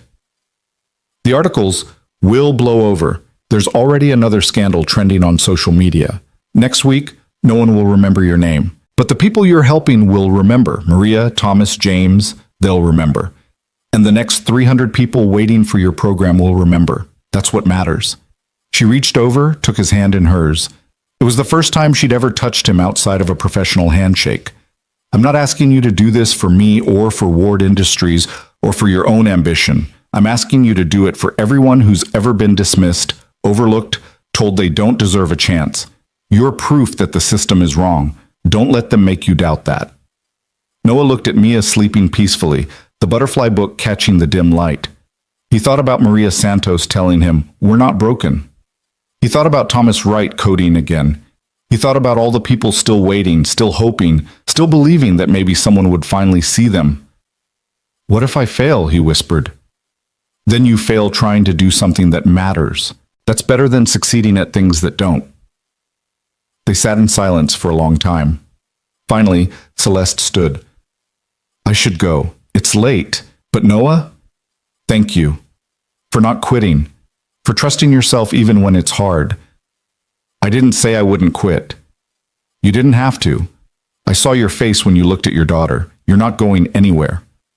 After she left, Noah sat in the dark apartment, exhausted but no longer drowning. He thought about calling the program participants, telling them he was done, that he couldn't withstand the pressure. But then he imagined having to look Maria in the eyes and say, I gave up because people were mean to me and knew he couldn't do it. Celeste was right. The criticism would fade. What mattered was the work. He went to bed determined to weather the storm, to prove through results rather than arguments that he belonged exactly where he was. But the storm was worse than he anticipated. Over the next week, the articles multiplied. Local news picked up the story. A national blog wrote a scathing piece about billionaire savior complexes. Conservative outlets used him as an example of liberal virtue signaling. Progressive outlets criticized the program as a band-aid on systemic inequality. Everyone had an opinion, and none of them were about the actual work. Mia's situation at school worsened. Another child told her that her daddy was a fake director. A teacher made an offhand comment about qualified professionals within Mia's hearing. The school principal called Noah in for a meeting to discuss whether the media attention was creating a distraction. Noah stopped reading articles, stopped checking social media, focused only on the work. But the damage was done. His confidence, already fragile, began to crack. Then, on a Tuesday morning, everything nearly collapsed. Celeste called him at 8 a.m., her voice tight. "I need you at the hospital, now." "What? Are you okay?" "I'm fine, just come." Northeast Medical Center, 5th floor. She hung up before he could ask more questions. Noah's hand shook as he drove, his mind spinning through worst-case scenarios. Had something happened to one of the program participants? Had someone blamed the program for some disaster? He found her in a private room, hooked up to an IV, her face pale and drawn. Marcus stood beside the bed, looking worried. "What happened?" Noah asked. "Exhaustion," Marcus said quietly. "She collapsed during a board meeting. Doctor says she's been running on 4 hours of sleep a night for months, not eating properly, ignoring every warning sign." Celeste opened her eyes, managed a weak smile. "I'm fine. Just need fluids and rest. But there's a problem." "The board," Marcus said. "They're using this as ammunition. Emergency meeting this afternoon to discuss the Second Chances initiative. They're saying it's distracting Miss Ward from core business, causing stress, compromising her health. They're moving to shut it down." Noah felt the floor drop out from under him. "They can't. We have a 6-month commitment. We have results." "They can do whatever they want if they claim it's affecting my health," Celeste said, her voice strained. "And they're using your press coverage as evidence that the program is more trouble than it's worth." "Then I'll resign. I'll step down, find someone else to run it." "No." Celeste struggled to sit up, and Marcus gently pushed her back down. "That's exactly what they want. They want you to quit so they can say the program failed because we chose the wrong person. It proves their point." "So what do I do?" "You fight. This afternoon you walk into that boardroom without me, and you defend the program like your life depends on it. Because it does. And so do the lives of everyone waiting for help." Noah stared at her. This fierce woman who'd taken a chance on him, who'd believed when no one else did, now lying in a hospital bed, partly because she'd fought so hard for something people called a vanity project. "I can't do this without you." "Yes, you can. You don't need me to speak for you anymore. You never did." She reached out, grabbed his hand with surprising strength. "You're not a waiter playing at being a director. You're the real thing. You've been the real thing since the moment you walked through my door. Now go prove it." The board meeting was at 2 p.m. Noah had 4 hours to prepare, to figure out how to save the program without Celeste there to back him up. He sat in his office, the real office he still wasn't used to having, and stared at his notes, his data, his success stories. Then he thought about what Celeste had said that night in his apartment, about proving critics wrong through work, not words, about caring being the qualification that mattered most. And he thought about Mia's face when she'd asked if he was going to be different, if he was going to forget what mattered. At 1:30 p.m., Noah walked into the conference room on the 52nd floor. 12 board members. No Celeste. Margaret Vance sat at the head of the table now, her expression unreadable. "Mr. Reyes," she said formally, "thank you for joining us. We understand Ms. Ward's health crisis is partly related to stress from defending programs that aren't performing to expectations.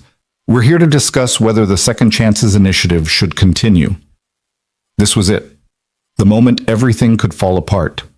Noah stood at the head of the table, looked at the 12 faces staring at him with varying degrees of hostility and skepticism, and made a decision.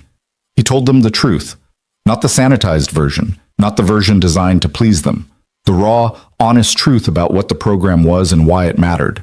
"You're right," he said, his voice steady despite the terror coursing through him. "The Second Chances initiative is causing problems. It's making people uncomfortable. It's generating negative press. It's forcing this company to question assumptions that are easier left unquestioned.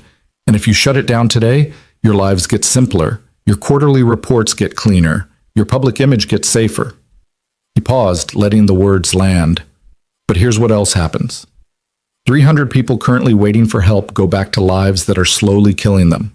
5 people whose lives we've already changed will lose their support systems and likely fall back into crisis. And you'll prove that Ward Industries talks about corporate responsibility, but doesn't actually mean it when it gets hard. Margaret Vance's eyes narrowed. That's a harsh assessment. It's an honest one. Ms. Ward is in the hospital because she's been fighting for this program while running a billion-dollar company and dealing with a board that questions every decision. That's not the program's fault. That's the cost of actually trying to change something instead of just talking about it. So you're blaming us? Another board member asked, his voice sharp. I'm saying that change is uncomfortable, that doing things that matter is hard, that if you shut down this program, you're choosing comfort over courage, and I can't stop you from making that choice. I'm just asking you to think about what it says. The room erupted in arguments, half the board defending Noah, half attacking him. Margaret Vance let them argue for 5 full minutes before calling for silence. Mr. Reyes, you're either incredibly brave or incredibly foolish to speak to this board that way. Probably both, Noah admitted, but I'm tired of pretending. I'm tired of trying to please people who've already decided I don't belong here. So here's what I'm going to do. I'm going to keep doing the work, keep helping people, keep proving through results that this program matters. And if you shut it down, I'll walk out of this building and find another way to do it. Because this isn't about Ward Industries or quarterly reports or your comfort. It's about people who deserve a chance and never get one. He gathered his materials, turned toward the door.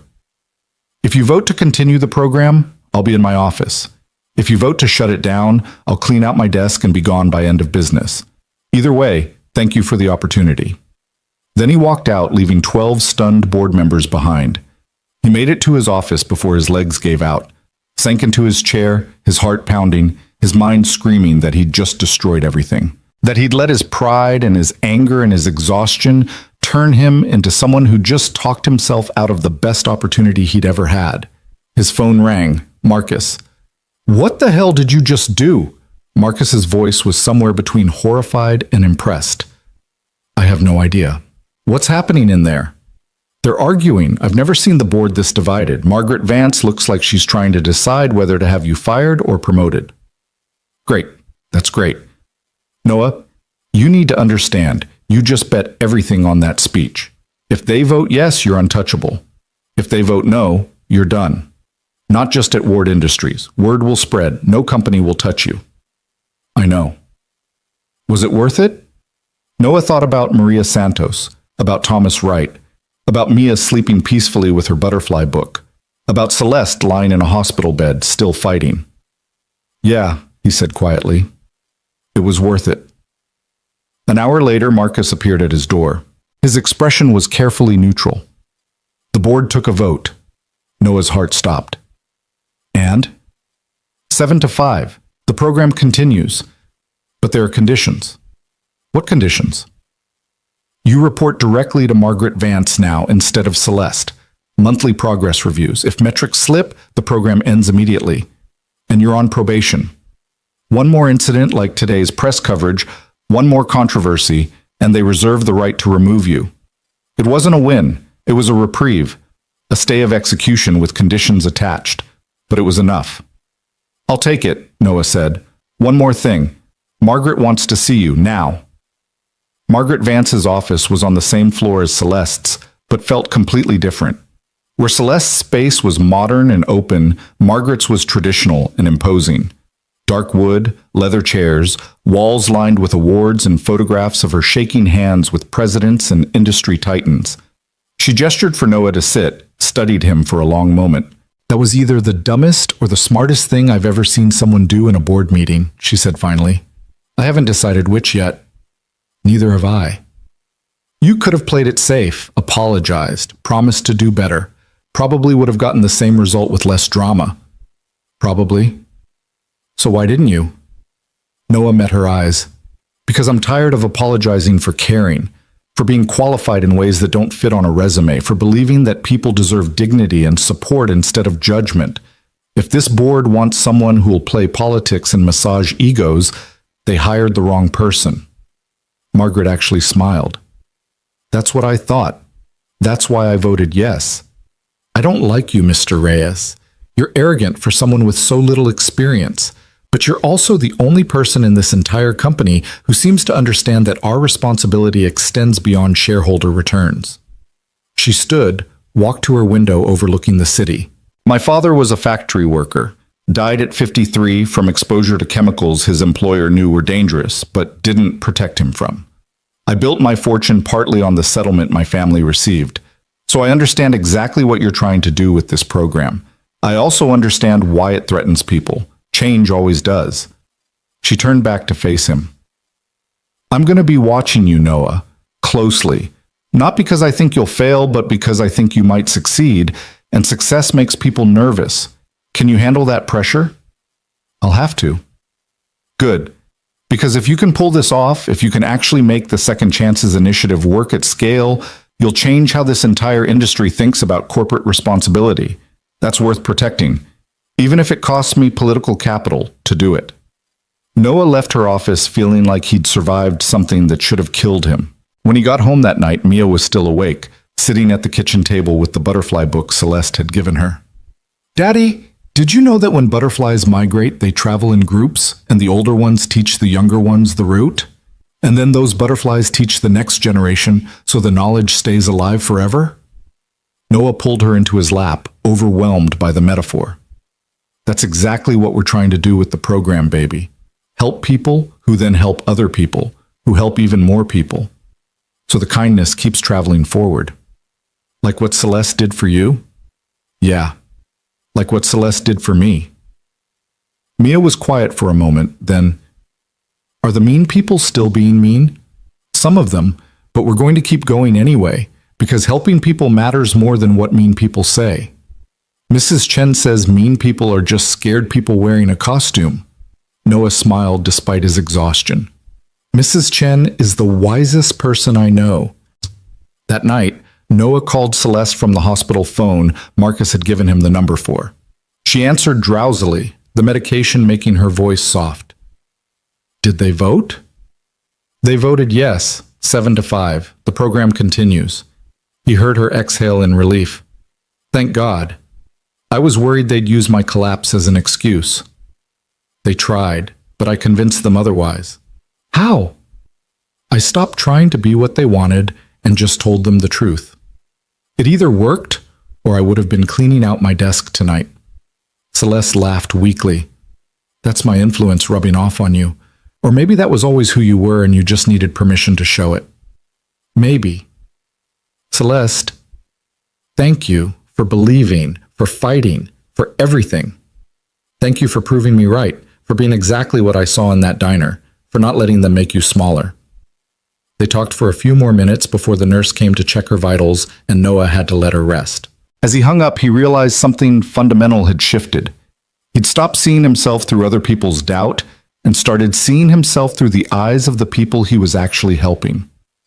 That made all the difference. The controversy faded over the next month, exactly as Celeste had predicted. New scandals took over the news cycle. The articles about Noah stopped trending. Life returned to something resembling normal, except normal now meant running a program that was actually working, actually changing lives, actually proving that the critics had been wrong. But Noah knew this was just the beginning. The real work, the sustainable, scalable work, was still ahead. And somewhere out there, more people were waiting, hoping that maybe this time someone would finally see them. He was ready. Not because he had all the answers or because the fear had gone away, but because he'd learned that courage wasn't the absence of fear. It was caring about something enough to keep going despite the fear. And he cared.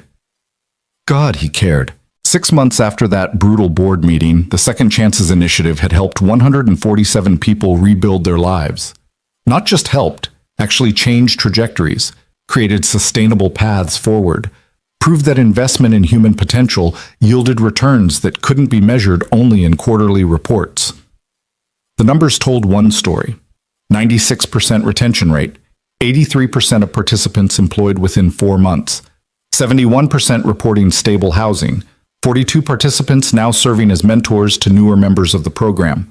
The data was irrefutable, but Noah had learned that numbers only mattered to people who wanted to be convinced. For everyone else, you needed something more visceral, more immediate. You needed them to see faces, hear voices, understand that behind every statistic was someone's mother, someone's father, someone's child, whose entire world had shifted because someone finally listened. That's why when Margaret Vance called him into her office on a Tuesday morning in late March, Noah brought Maria Santos with him. Margaret had been true to her word about watching him closely. Monthly meetings that felt like audits, questions that probed for weaknesses, a scrutiny that never quite felt friendly even when the results were good. But she'd also been fair, backing him when the board questioned expenses, defending the program when quarterly reviews showed the investment wasn't yet breaking even. "Mr. Reyes," Margaret said when he entered with Maria, "I wasn't expecting a guest." "Maria Santos, meet Margaret Vance. Margaret, Maria is one of our first success stories. I thought you should hear directly from her what the program has meant." Margaret's expression was unreadable, but she gestured for them both to sit. "Very well. Ms. Santos, I understand you participated in the initiative?" Maria, who'd been nervous in the elevator, straightened her spine and met Margaret's eyes directly. "I did. Both versions, actually. The old one that failed me, and Mr. Reyes's version that didn't." "Tell me about that." For the next 20 minutes, Maria talked about working 3 part-time jobs and still falling behind, about the old program's rigid timelines that didn't account for real life, about her son getting sick the same week her childcare subsidy ended, about missing work, about everything collapsing in 72 hours. Then about Noah's program, about being asked what she needed instead of being told, about the peer support network that had become like family, about stability for the first time in years. "My oldest daughter wants to be a doctor," Maria said, her voice thick with emotion. "Before, I would have told her to dream smaller, to be realistic, because how could we afford it? Now I tell her to study hard because anything is possible. That's what this program gave me. Not just a job. Hope." Margaret was quiet for a long moment after Maria finished. Then she said, "Thank you for sharing that, Ms. Santos. It's important context." After Maria left, Margaret turned to Noah with an expression he couldn't quite read. "That was calculated. You brought her here to make a point." "I brought her here to remind both of us why this matters. The board loves data, but data doesn't cry when her childcare falls through. Maria does." "Fair point." Margaret pulled out a file, slid it across her desk. "The board is meeting next month to discuss expanding the initiative. If we approve it, we're talking about tripling the budget, expanding to 3 more cities, bringing on regional directors. This becomes one of our flagship programs, not a side project." Noah's heart raced. This was everything he'd been working toward. "That's incredible. What's the catch?" "The catch is that you'd need to step back from direct participant contact, become a real administrator, hire people to do the hands-on work while you manage strategy and scaling. Can you do that?" The question hit him harder than he expected. Step back? Become the kind of manager he'd built the program to avoid having? Lose the personal connection that made everything work? "I need to think about it." "I expected you'd say that." "You have 2 weeks." "But Noah, understand what's at stake. If you say no, we still expand, but they'll bring in someone else to run it. Someone with the credentials you don't have. Someone who might not share your vision. Is your ego worth risking everything you've built?" "It's not ego. It's understanding what makes this work. The moment we become just another bureaucracy, we become just another program that fails people. Then don't let it become that. Scale it without losing what makes it special. That's your job. That's what leadership actually is." Noah left her office with the file under his arm, and a decision that felt impossible weighing on his chest. He wanted to expand, to help more people, to prove the model worked at scale. But he also knew that the secret ingredient wasn't the structure or the funding or the data. It was the human connection, the fact that every participant knew Noah had been where they were, that he understood struggle as lived experience, not theoretical concept. Could he teach that? Could he hire people who'd care the way he cared, who'd see people the way he saw them? He called Celeste from his office. She'd been back at work for 3 months now, but he still worried every time her voice sounded tired. "They want to expand," he said without preamble. "I know, Margaret told me they were considering it. This is good news, Noah. This is everything you wanted. They want me to step back, become an administrator, hire other people to do the actual work." Celeste was quiet for a moment. "And you're afraid that without you in the trenches, it won't be the same." "I'm afraid it'll become what it was before. Another program run by people who don't understand struggle, making decisions that look good on paper but fail in practice. So hire people who do understand. Hire people like you, people who've lived it, who care about it, who'll fight for it the way you have. The program works because of what you built, not just because of you personally. Have faith in the structure you created. What if I'm wrong? What if I scale it and it falls apart and we hurt more people than we help? What if you don't scale it and hundreds of people who could have been helped never get the chance? That's the other side of the risk, Noah. Inaction has consequences too." He knew she was right. The moral calculation wasn't between success and failure. It was between helping 147 people directly or helping thousands indirectly. Between being comfortable and being courageous. "I don't know if I can do this," he admitted. "Yes, you do. You've known since Margaret offered it. You're just scared, which means it's important. Remember what I told you that night in your apartment? The only wrong answer is the one based on fear." That evening, Noah sat down with Mia and explained the choice in terms a 7-year-old could understand. She was older now, in 2nd grade at the public school he'd chosen to keep her in despite the scholarship offer, growing into someone fierce and thoughtful and so much like her mother at hurt. "So you have to choose between helping the people you know or helping more people you don't know yet?" Mia asked, her face serious. "Sort of. If I say yes, I'll have to spend more time in meetings and less time with the people who need help. But we could help people in other cities, not just here. Will you still come home for dinner?" The question cut straight to what mattered. "That's the thing, baby. I don't know. This job might get bigger and harder. I might be traveling sometimes. I might be busier." Mia thought about this, her small face contemplative. Then she said something that nearly broke him. "When Mommy died, you promised you'd always be there for me. You promised that even if everything else changed, that wouldn't. And I meant it. I mean it.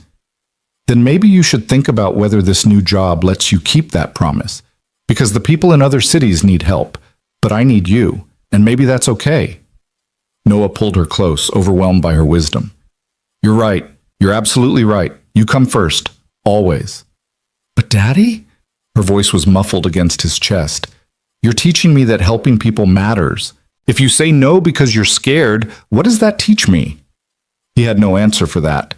His 7-year-old daughter had just articulated the exact conflict tearing him apart.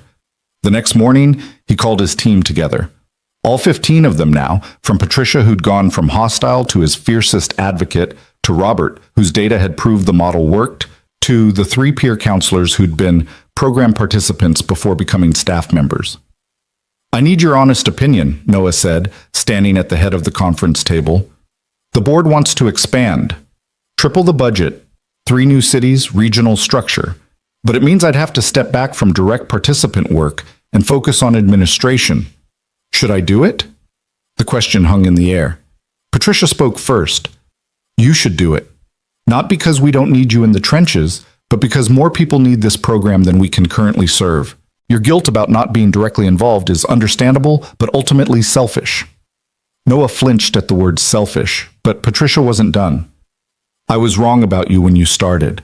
I thought you were unqualified, that Celeste had made a terrible mistake. I was wrong because I was measuring qualifications the wrong way. You taught me that. Now I'm teaching you something. Leadership isn't about doing everything yourself. It's about building systems that work without you. If this program can only succeed when Noah Reyes is personally handling every case, then it's not actually scalable. It's just your charity project." Robert nodded. "The data supports expansion. We're at capacity here. We're turning away 3 people for every one we accept. And the model is proven. 96% retention isn't luck. It's replicable methodology." One of the peer counselors, a man named Marcus, not to be confused with Celeste's assistant, raised his hand tentatively. Can I say something? Of course. I was homeless 2 years ago, addicted, lost. The old program gave me 30 days in a shelter and called it help. Your program gave me someone who listened, who didn't judge, who stuck with me through relapses and failures. That saved my life. And now I do that for other people. And it works because you taught me how. If you can teach more people to do what you taught me, then yeah, you should expand. Because I was worth saving, and so is everyone else out there who's still waiting. Noah felt his chest tighten. This was why it mattered. This was why the fear couldn't be the deciding factor. Okay, he said quietly. I'll do it. But I need your help. I need to hire people who get it, who care about it, who won't let it become another bureaucracy. Can you help me find them? Patricia smiled. We already started a list. People we've met through the program, people in the network who have the skills and the heart. You're not doing this alone, Noah. You never were. The expansion happened faster than Noah expected. Within 6 weeks, they'd hired 3 regional directors, all of them people who'd experienced hardship themselves, all of them committed to the model.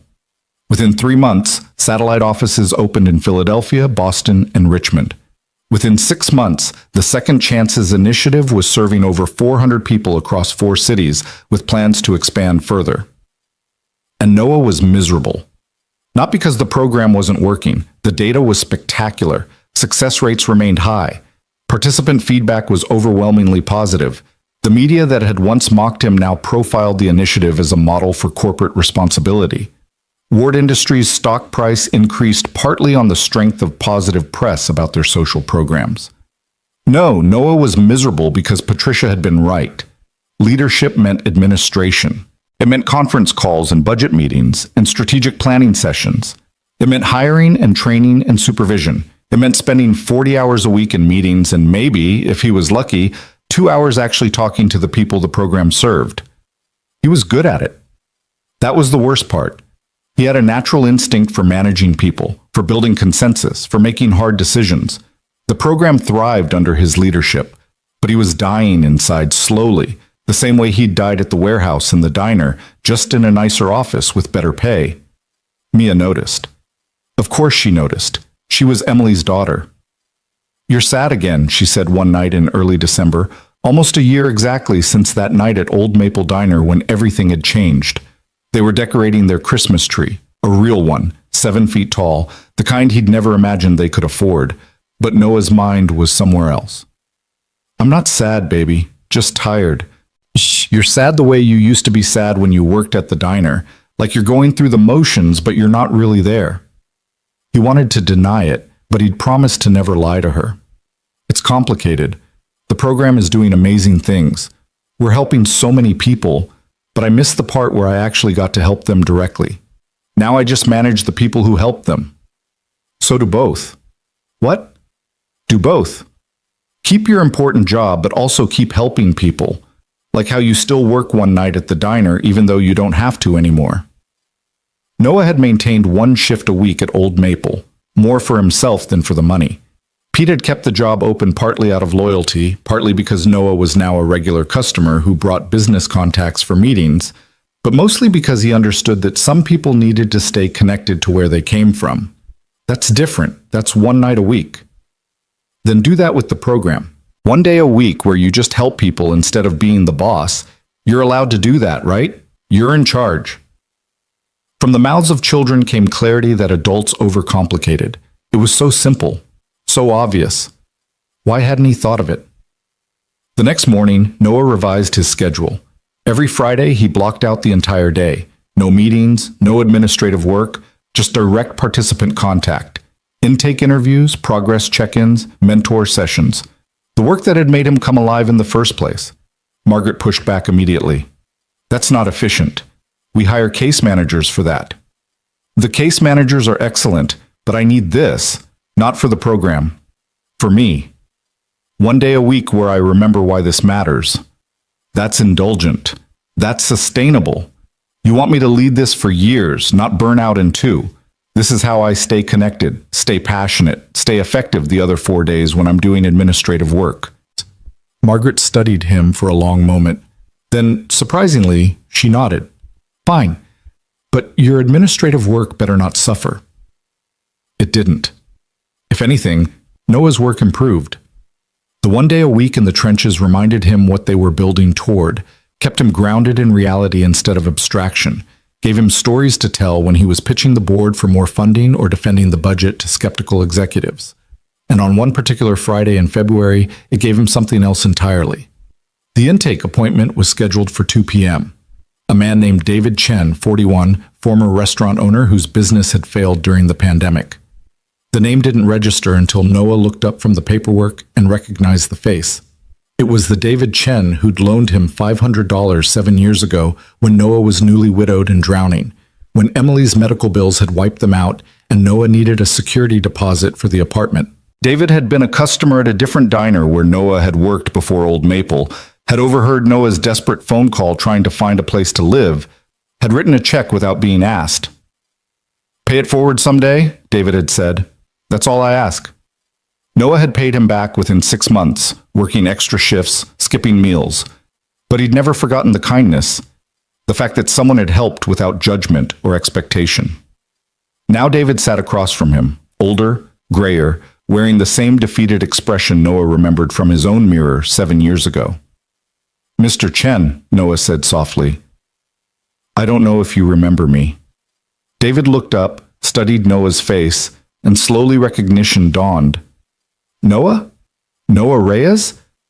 The waiter from... Good God, you work here? I run the program, actually. David's laugh was bitter. Of course you do. The guy I loaned money to when he was broke now gets to decide if I'm worthy of help. That's perfect. That's just perfect irony. That's not... David, you helped me when I had nothing, when I was desperate and invisible and nobody cared. You saw me. You helped me. Now I get to return the favor. This isn't a favor. It's charity. It's pity. Noah heard his own words from a year ago, the same pride, the same shame. It's neither. It's an investment. That's what you told me, remember? You said helping people was the best investment because kindness compounds. David's eyes were wet. I don't remember saying that. I do. I remember every word. And you were right. Your $500 kept me and my daughter housed when we had nowhere else to go. It gave me stability to find better work, to keep us safe. That kindness rippled forward, and now it's rippling back to you. They talked for 2 hours. Noah learned that David's restaurant had been his dream, built from nothing, lost to forces beyond his control. That David had burned through his savings trying to save it, had lost his house, his marriage, his sense of self. That he'd been living in his car for 3 months, doing day labor, trying to maintain enough dignity to keep going. I helped so many people over the years, David said quietly. Hired people others wouldn't, fed people who couldn't pay, gave second chances, third chances, and when I needed help, everyone disappeared. So yeah, I'm bitter, I'm angry. I don't know if I can trust this. I understand. I felt the same way when someone offered to help me. It felt too good to be true, like there had to be a catch. Was there? The catch was that I had to believe I deserved it. That was the hardest part. Accepting that needing help didn't make me a failure. It made me human. David wiped his eyes roughly. How do I know this is real? How do I know you're not just helping me because you feel obligated? Noah pulled out his phone, showed David a photo. Mia at her 8th birthday party, surrounded by friends, holding a science trophy from her school's fair. Smiling the way children should smile, without worry, without fear. That's my daughter. She's alive and happy and thriving because you helped us when we needed it most. This is an obligation. This is gratitude. This is paying forward what you started. Let me help you the way you helped me. David broke then, the tears coming fast and hard, the kind of crying that released years of accumulated pain. Noah let him, understanding that sometimes people needed to fall apart before they could start rebuilding. By the time David left that afternoon, he was enrolled in the program with a plan: temporary housing, job placement assistance in restaurant management, and connection to other business owners in the peer network who'd rebuilt after failure. But more than that, he had hope. Real hope. The dangerous kind that made you vulnerable but also made you alive. That night, Noah told Celeste the story over dinner at a restaurant she'd insisted on taking him to, a fancy place where the servers made more than Noah used to in a month. "That's extraordinary," Celeste said, her eyes bright. "The circle completing itself. Your first success story being someone who helped you. It felt like the universe was telling me something, like validation that this all matters, that kindness really does ripple forward. Or maybe it's just a reminder that we're all one bad day away from needing help, that the line between helper and helped is thinner than we want to admit." They talked late into the evening, the conversation ranging from program strategy to personal fears to the strange intimacy that came from building something meaningful together. At some point, Noah realized that Celeste had become more than his boss, more than his mentor. She'd become his friend. "Can I ask you something personal?" Noah said as they were leaving. "Of course. Do you ever regret it, taking the chance on me? All the headaches and controversy and risk?" Celeste stopped walking, turned to face him under the streetlight. "Not once. Not even for a second. You've exceeded every expectation I had, Noah. You've built something extraordinary. You've changed hundreds of lives. You've changed me." "Changed you how?"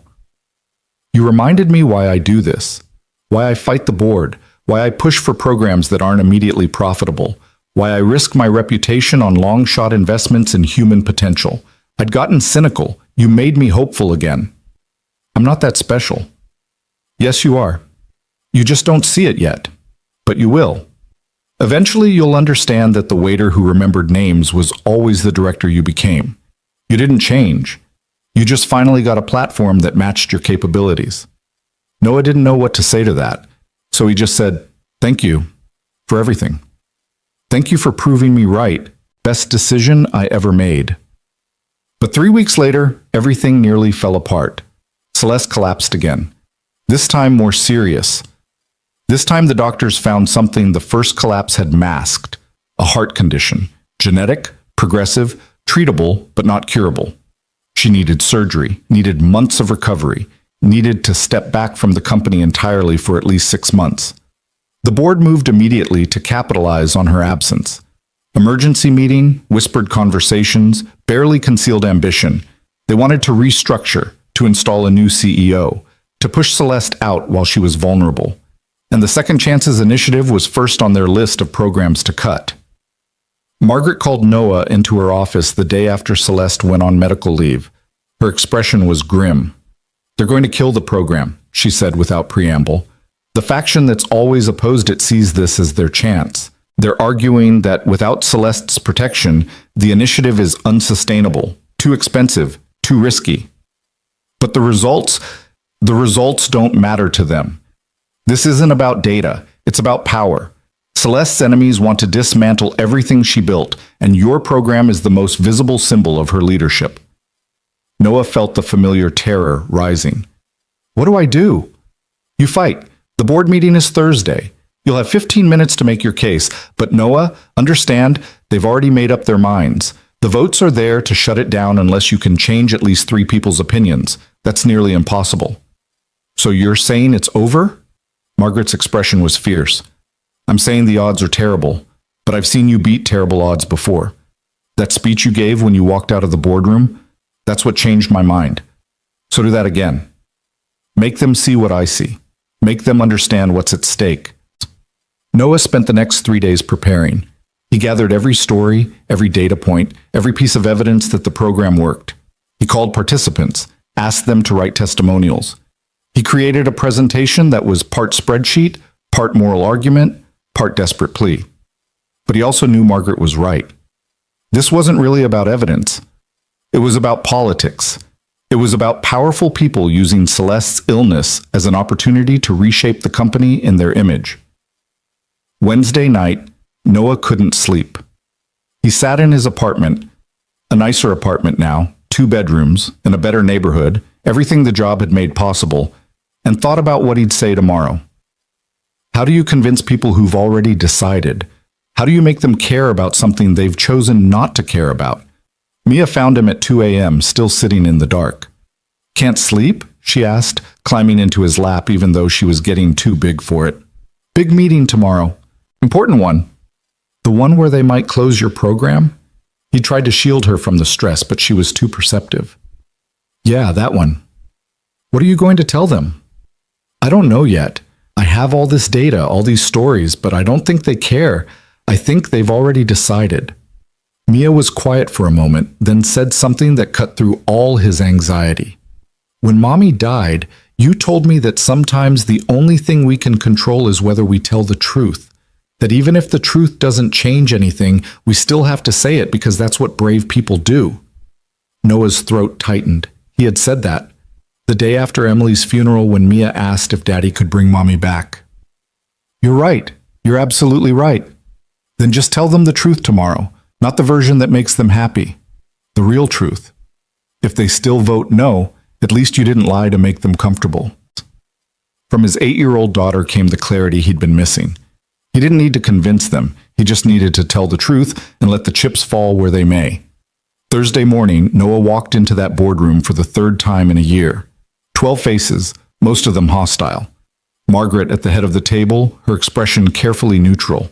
An empty chair where Celeste should have been, her absence like a wound. Mr. Reyes, the chairman said, you have 15 minutes to explain why we should continue funding the Second Chances initiative in Ms. Ward's absence. Noah set down his laptop, his carefully prepared presentation. Then he made a decision. He closed it. He didn't need slides. He needed truth. I'm not going to show you data, he said. Not because the data isn't good, it's extraordinary, but because you don't actually care about data. If you did, we wouldn't be having this meeting. So instead, I'm going to tell you what this program really is and what shutting it down really means. The room went silent. Margaret raised an eyebrow but didn't interrupt. This program is insurance. It's the insurance that when your luck runs out, when you make one wrong move, when life knocks you down through no fault of your own, there's someone who will help you back up. Every single person in this room is one catastrophic illness, one bad investment, one piece of terrible luck away from needing exactly what this program provides. The only difference between you and the people we serve is that you haven't had your bad day yet. Several board members shifted uncomfortably. You think shutting this down saves money? It doesn't. It just moves the cost somewhere else. Emergency rooms, police, homeless shelters, incarceration. Every person we don't help becomes someone else's problem, and that problem costs society 10 times what our program does. But those costs don't show up on your quarterly reports, so you don't care. Mr. Reyes, the chairman started, but Noah kept going. I used to be one of those people you'd have thrown away. I was a waiter making poverty wages, a single father barely surviving. If Celeste Ward hadn't seen something in me, I'd still be there, or worse. And every person in this room would have driven past me on the street and never thought twice. That's what you're really voting on today. Whether people like who I was deserve a chance to become who I am now. Whether you believe that human potential matters more than short-term profits. He paused, let the words sink in. Celeste Ward built this company on the principle that we have responsibilities beyond shareholder returns, that success means investing in people, not just technology, that corporations can be forces for good if we choose courage over comfort. This program is the purest expression of that principle, and shutting it down tells the world that you never really believed in it, that it was just nice-sounding rhetoric you tolerated while Celeste was here to insist on it. Noah looked at each board member in turn, making eye contact, refusing to let them hide. So vote however you want. Kill the program if that makes you comfortable, but understand what you're really voting for. You're voting to be the kind of company that abandons its principles the moment they become inconvenient, the kind of company that only cares about people when it's profitable, the kind of company that Celeste Ward has spent her entire career trying not to be. He gathered his unused laptop. I'll be in my office. When you vote to shut us down, I'll clean out my desk and be gone by end of business. And I'll spend the rest of my life telling everyone who'll listen that Ward Industries talks about responsibility but doesn't mean it. That's my truth. Do with it what you want. Then he walked out for the second time in his career, leaving 12 stunned executives and one speechless Margaret Vance behind. He made it to the elevator before his legs started shaking. Made it to his office before the full weight of what he'd just done hit him. He'd basically told the board to go to hell. He'd accused them of hypocrisy and cowardice. He'd guaranteed his own termination. But God, it had felt good to tell the truth. An hour later, his phone rang. "Margaret, you're either the bravest person I've ever met or the stupidest," she said. "Probably both." "What did they vote?" "They didn't." "What?" "After you left, I reminded them that everything you said was true, that shutting down the program for political reasons makes us exactly what he accused us of being. Then I said if they voted to kill it, I'd resign from the board and make sure every journalist in the city knew why." Noah's heart was pounding. And 3 other board members said they'd do the same. Turns out your speech reminded a few people why they got into business in the first place. The vote was tabled. The program continues. You keep your job. But Noah? Yeah? Stop making me defend you by insulting the entire board. My heart can't take it. Noah laughed, the sound somewhere between relief and hysteria. "I'll try. No promises." That night he called Celeste from her hospital room. She was recovering from surgery, her voice weak but present. "I heard you terrorized the board again. Word travels fast. Margaret called me. Said you gave them hell. Said you might be the only honest person in the building." "I just told them the truth. I'm tired of pretending to respect people who don't deserve it." Celeste laughed, then winced. "That's my influence. Or maybe that was always you. Either way, I'm proud. The program survives, you survive, and you did it without compromising. That's the real success. How are you feeling?" "Tired, scared, grateful. The surgery went well, but recovery is long. 6 months minimum before I can work full-time again. Maybe longer. The company will be here when you get back. I know, because people like you and Margaret will make sure it stays true to what it should be. That's what I needed to know before I could rest. That it wouldn't all fall apart without me." They talked until Celeste got tired, her voice fading. Before she hung up, she said, "Noah, thank you for everything. For being exactly what I saw in that diner. For never letting them make you smaller. For proving that I was right." "You were always right," Noah said softly. "About all of it." After the call ended, Noah sat in the quiet apartment and thought about the journey that had brought him here. From invisible waiter to program director. From barely surviving to actually thriving. From having nothing to having enough. But the most important change wasn't the money or the title or the respect. It was that he'd remembered how to hope. How to believe that tomorrow could be better than today. How to see himself as worthy of the chances people had taken on him. That was the real gift Celeste had given him. Not the job. The permission to believe in himself. And now it was his job to give that same gift to everyone who walked through his door, looking for someone to see them the way he'd been seen. One person at a time. One story at a time. One life rebuilt at a time. The circle completing itself over and over, forever forward. The months that followed were the hardest and the best of Noah's life. The program continued to expand, now serving over 600 people across 5 cities, with plans to add 2 more locations by year's end. The success rate remained stubbornly, impossibly high. 94% of participants still engaged 6 months after enrollment, 87% employed or in training programs, 79% reporting stable housing, but the work was relentless. Noah split his time between administration and direct service, between board presentations and intake interviews, between managing a team of 35 people and sitting across from someone who'd lost everything and needed to believe they could rebuild. The balance was precarious, held together by sheer will and too much coffee and the knowledge that hundreds of people depended on him not falling apart. Mia was growing up faster than he could process. 8 years old now, in 3rd grade, her mother's fierce intelligence combined with an empathy that seemed to come from somewhere beyond her years. She'd started asking questions about the program, wanting to know the stories, wanting to understand why her father came home exhausted, but somehow more alive than he'd been in the diner days. One Saturday morning in late April, she asked if she could come to work with him. "I want to see what you do," she said over breakfast. "I want to meet the people you help." Noah hesitated. The office was no place for a child. Too many stories that involved addiction and violence and trauma. Too many reminders that the world was harsh and unfair. But Mia had that determined look, the one that said she'd already decided and was just waiting for him to catch up. It might be boring, a lot of paperwork and meetings. "I don't care, I want to see." So he brought her. cleared it with HR, arranged childcare coverage in the break room for when he had confidential meetings, introduced her to his team.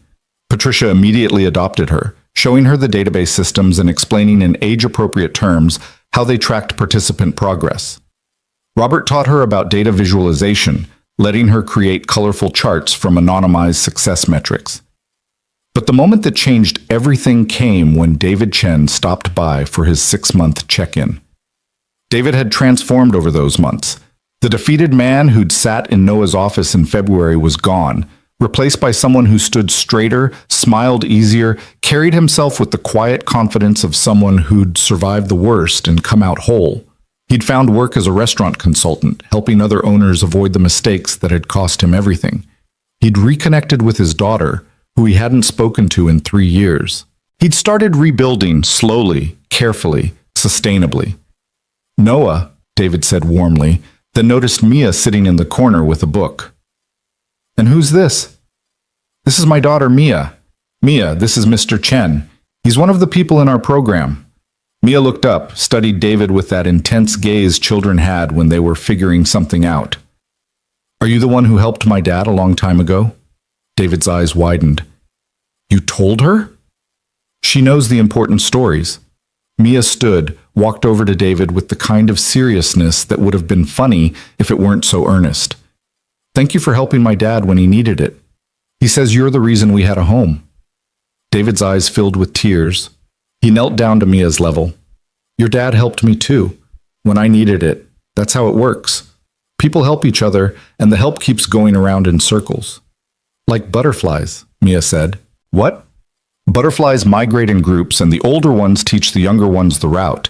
Then those butterflies teach the next generation. That's what you and Daddy are doing, teaching people the route so they can teach other people." The simplicity of it, the clarity, hit Noah like a physical force.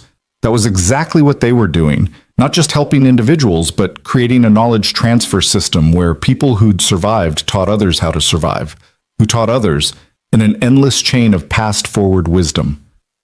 David was openly crying now. "That's beautiful. That's exactly right." After he left, Mia turned to Noah with a thoughtful expression. "Daddy, you're teaching people the same thing Celeste taught you, right? How to believe they deserve help?" "Yeah, baby, I guess I am." "Then you should tell her. She probably needs to hear it right now." Celeste was still recovering, still months away from returning full-time, but Noah had been visiting her every week at her home, a penthouse apartment that was somehow both luxurious and surprisingly cozy, filled with books and photos and evidence of a full life beyond the CEO persona. That afternoon, with Mia in tow because Mrs. Chen was visiting her sister, Noah rang Celeste's doorbell for the first time with his daughter beside him. Celeste answered wearing comfortable clothes, her hair loose, looking more human and vulnerable than Noah had ever seen her. Her eyes went immediately to Mia. "So this is the famous Mia. I've heard so much about you." Mia, never shy, extended her hand formally. "Thank you for helping my dad, and for the butterfly book. I still read it." Celeste's smile was genuine. "You're very welcome. Would you like to see my telescope? I have one on the balcony. Your dad tells me you like science." While Mia explored the telescope under Celeste's patient guidance, Noah stood at the window overlooking the city and marveled at the strangeness of his life. 2 years ago, he'd been invisible. Now he was in a billionaire's apartment, watching his daughter learn about celestial navigation from the woman who'd changed everything. After Mia was thoroughly engrossed in identifying constellations despite it being daytime, Celeste joined Noah at the window. "She's remarkable," Celeste said softly. "Emily would be so proud." "You know about Emily?" "I know everything about you, Noah. I did my research before that night at the diner. I knew about the accident, about Mia, about how hard you'd fought to keep her safe. That's why I knew you were the right person. Anyone can be kind when life is easy. You stayed kind when life was impossible." Noah felt his throat tighten. "I visited you today because I wanted to tell you something. The program is working, not just working, thriving. We've helped over 600 people in 18 months. But more than that, we've created something sustainable. The people we help are helping others. David Chen is mentoring 3 other former business owners. Maria Santos is running a support group for single mothers. Thomas Wright teaches coding classes every Saturday. It's become self-perpetuating, exactly like you envisioned. I knew it would, because you built it that way. No, because you gave me permission to build it that way. You taught me that I deserved a chance, and I taught them the same thing, and they're teaching others. It's the same lesson, passed forward in an endless chain. Mia called it butterfly migration today, and she's right. We're teaching people the route. Celeste wiped her eyes. That's beautiful. She's a wise child. She's her mother's daughter, and she wanted me to tell you something else. Noah turned to face Celeste directly. She wanted me to tell you that you need to hear this too. That you deserve the help you're getting, that taking time to recover isn't weakness, that the company will survive without you because you built something strong enough to withstand your absence. That's the real test of leadership, whether it works without you. I'm terrified it will work too well, that they won't need me anymore. They'll always need you, just differently. The way the program still needs me, but doesn't need me to do everything. You taught me to build systems that work without constant supervision. Now trust your own advice. They stood in comfortable silence, watching Mia point out features on the telescope to an imaginary audience, already teaching even though no one was listening yet. How's Margaret treating you? Celeste asked. Like a parent who's proud but won't say it out loud. She's tough but fair. The board mostly leaves me alone now. I think they're afraid I'll resign and make them look bad. Good. Fear is a useful tool. Use it strategically. Celeste moved to the couch, gestured for Noah to sit. I'm coming back next month. Part-time at first, building up to full-time by fall. The board wants me to focus on core business and step back from the initiative. They think you've got it handled. Do you agree? I think you've exceeded it. The question is, what comes next for you? What do you mean? The program is established. You've proven it works. You've built a team that's capable and committed. You could maintain this forever, grow it gradually, keep doing exactly what you're doing. Or you could take the next step, which is teaching others to do what you've done, not just within Ward Industries, but across the industry. Companies are watching us, Noah. They're seeing our success rates, our retention, our outcomes. They're asking how we did it. You could consult, could train, could help other organizations build similar programs. You could scale this beyond anything I imagined. The idea was overwhelming and thrilling in equal measure. I don't know if I'm ready for that.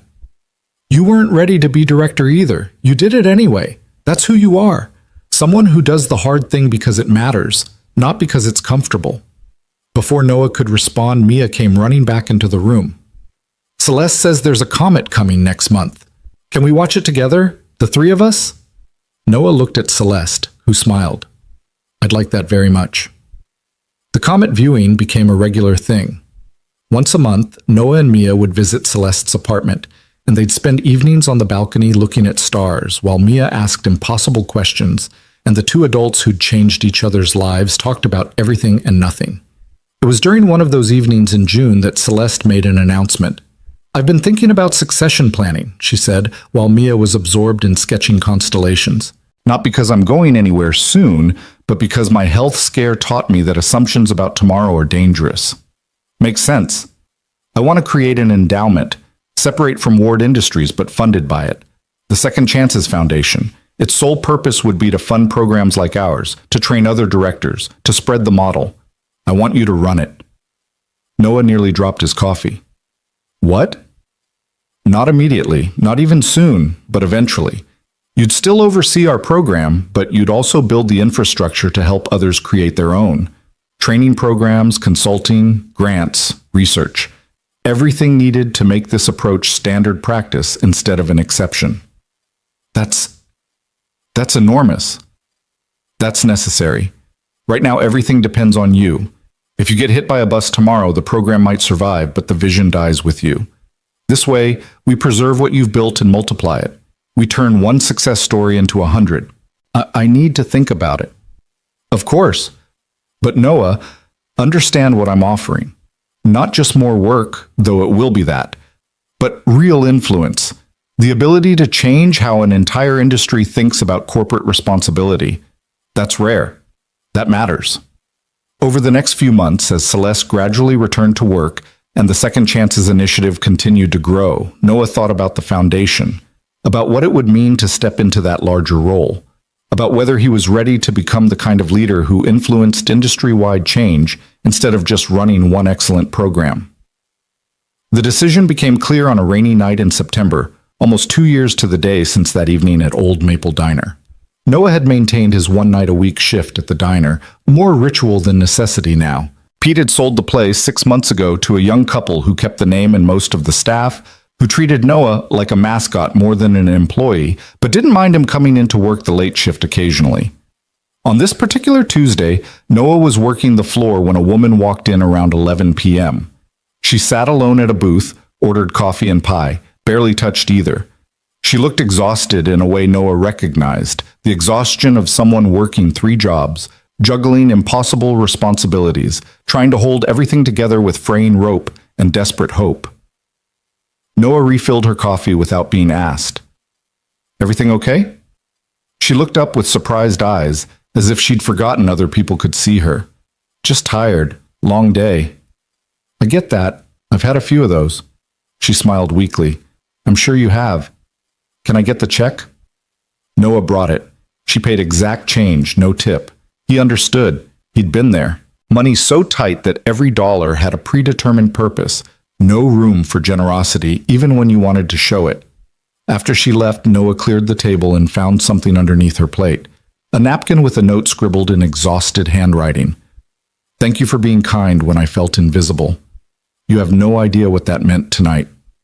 Noah stood there holding that napkin, and suddenly he was back 2 years ago, finding Celeste's envelope, feeling the same mixture of confusion and hope and fear.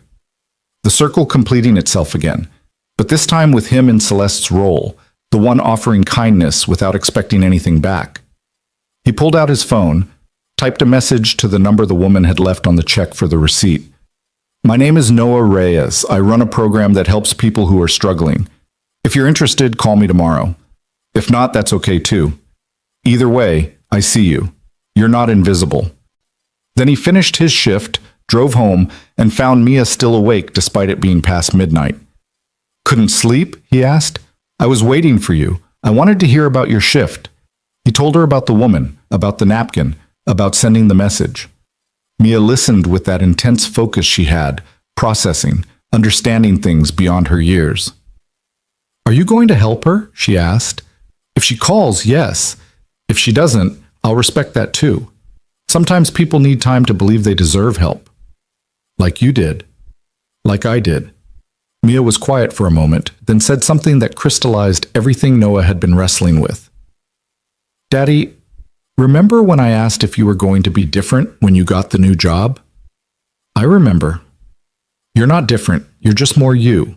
The you that was always there but didn't have the chance to show it. And now you're helping other people become more themselves too." Out of the mouths of children came wisdom that adults spent years searching for. Noah pulled Mia into a hug, overwhelmed by gratitude for this small person who saw him so clearly. The next morning, Noah called Celeste.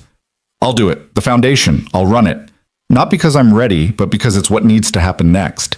Because staying comfortable would betray everything we've built." "I'm glad." Celeste's voice was warm with approval. "We'll start small. Build the infrastructure over 2 years while you continue running the initiative. Then transition gradually. By the time you're 40, you'll be shaping policy for the entire industry." "That's terrifying." "That's leadership. Get used to it." The woman from the diner did call. Her name was Lisa Tran, 36, a former nurse who'd lost her license due to a prescription error that wasn't her fault, now working retail and food service and cleaning houses, barely surviving. She reminded Noah so much of himself 2 years ago that it was almost painful. The same defeated posture, the same inability to believe anything could change, the same desperate hope fighting with learned despair. He enrolled her in the program personally, walked her through the intake process, explained how it worked, connected her to the peer network. 6 months later, Lisa had her nursing license reinstated, a stable job at a community health clinic, and was mentoring 2 other former healthcare workers trying to rebuild their careers. "You saved my life," she told Noah during her exit interview. "That night at the diner I was planning planning to end it. I decided I couldn't keep fighting. Then you saw me. You actually saw me. That changed everything. Noah felt the weight of that revelation settle in his chest. How many lives had been saved not by grand gestures, but by simple acknowledgement, by someone noticing when someone else felt invisible? I'm glad you stayed, he managed. The world needs you. Someone needed to tell me that. Thank you for being that someone. The Second Chances Foundation officially launched in December, 2 years and 1 month after that night when everything changed. The press conference was held at Ward Industries, with Celeste announcing the $10 million initial endowment, the 5-year plan to establish similar programs in 50 cities, the training infrastructure for future directors. Noah stood beside her, uncomfortable in the spotlight, wishing he could be anywhere else. But when the reporters asked questions, when they wanted to know what made the program work, he found his voice. It works because we don't treat people as problems to solve. We treat them as human beings with dignity and potential who've had bad luck or bad circumstances. We ask what they need instead of telling them. We stick with them through setbacks instead of abandoning them at the first stumble. And we connect them to each other so they build communities instead of competing for scraps. That's not revolutionary. That's just basic human decency applied consistently. The reporter from the newspaper that had originally mocked his appointment pushed back. But Mr. Reyes, your critics say you were unqualified for this position, that Ms. Ward chose you based on sentiment rather than credentials. What do you say to that? Noah looked directly at the camera. I say that credentials are how we filter people out. Lived experience is how we understand who actually knows what they're doing. I was unqualified on paper and perfectly qualified in reality. And every person we've helped was the same, dismissed by traditional metrics, invaluable when given a real chance. That's what the foundation will prove. That talent exists everywhere. We just have to stop being so narrow about how we recognize it. The clip went viral. Within a week, Noah had received interview requests from dozens of media outlets, invitations to speak at conferences, inquiries from companies wanting to replicate the model. The foundation had a waiting list of cities wanting programs before they'd even hired the first regional director. It was overwhelming. It was exhausting. It was exactly what needed to happen. That Christmas, Noah and Mia decorated a tree that was somehow even bigger than last year's. Real, fragrant, covered in lights and ornaments they'd collected over 2 years of actually being able to afford traditions. Mia was 9 now, growing into someone remarkable, someone who cared about social justice and asked hard questions about inequality and wanted to change the world. What do you want for Christmas? Noah asked while they hung tinsel. I want you to keep helping people. That's my present. That's not a present for you, baby. That's just what I do. But it makes you happy. When you're happy, I'm happy. So it is a present. Noah couldn't argue with that logic.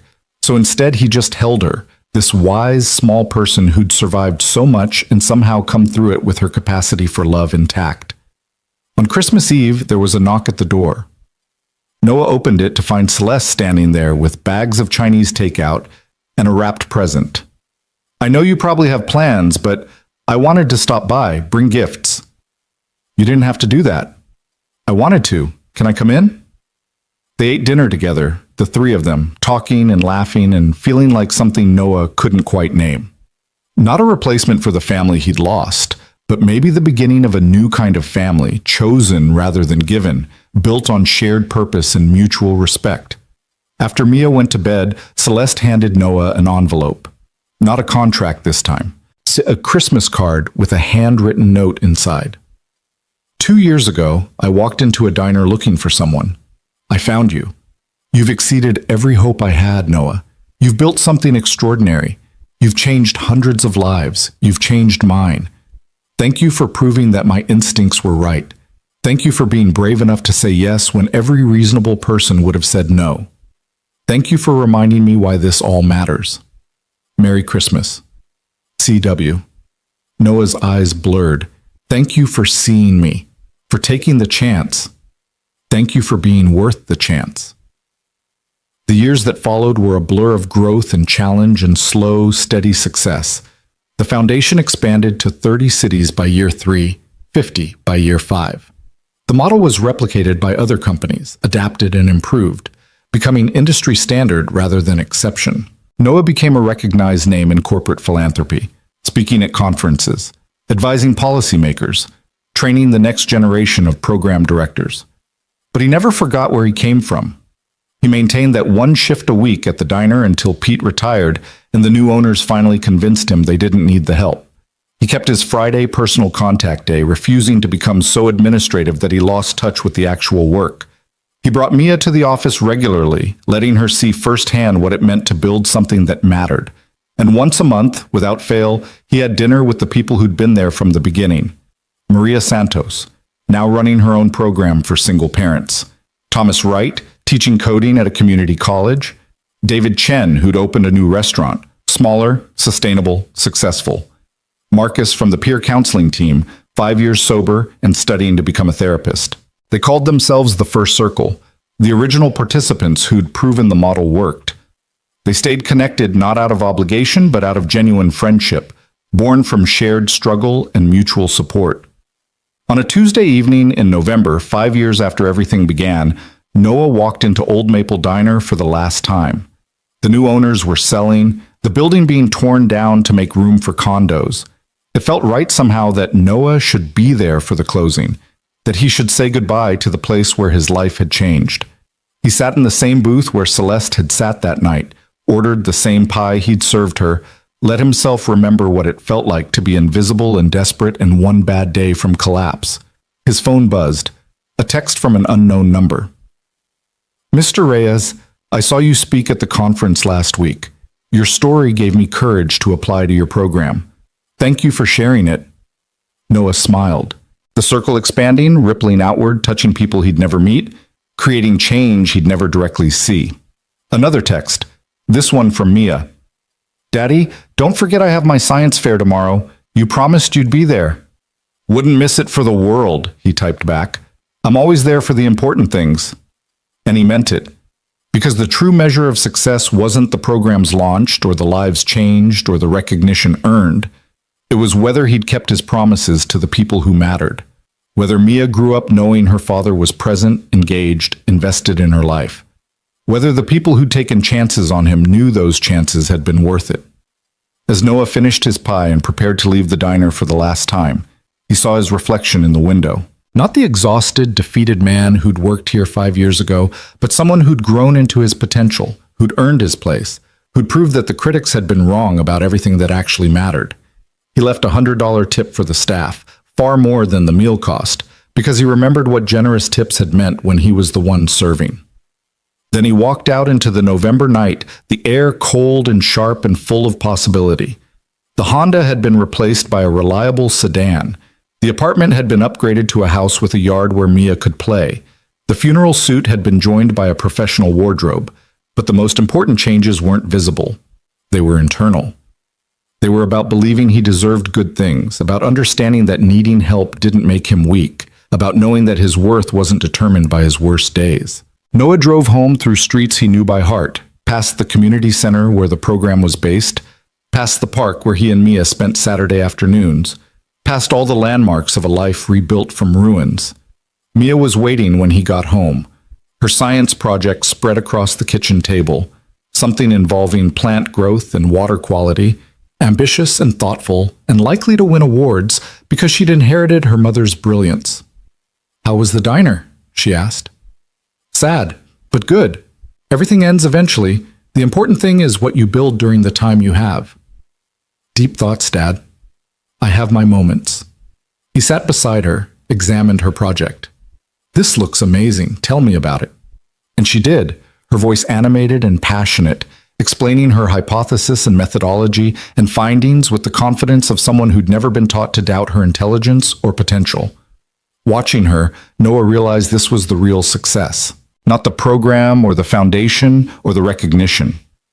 This, his daughter growing up secure and loved and unafraid to take up space in the world. His daughter who'd never have to feel invisible, never have to wonder if she deserved help, never have to choose between dignity and survival. That was the gift Celeste Ward had given him, passed forward now to Mia, who would pass it forward to others in ways Noah couldn't predict or control. The circle completing itself over and over, forever forward. Later that night, after Mia was asleep, Noah sat in his home office and opened his laptop. He'd been writing his story for months now, trying to capture what had happened, how it had happened, why it mattered. Not for publication, he wasn't sure he wanted to share it that publicly, but for himself. For Mia. For anyone who felt invisible and needed to know that change was possible. He typed the final paragraph. 5 years ago, I was a waiter counting singles and hoping for tips that would let me feed my daughter.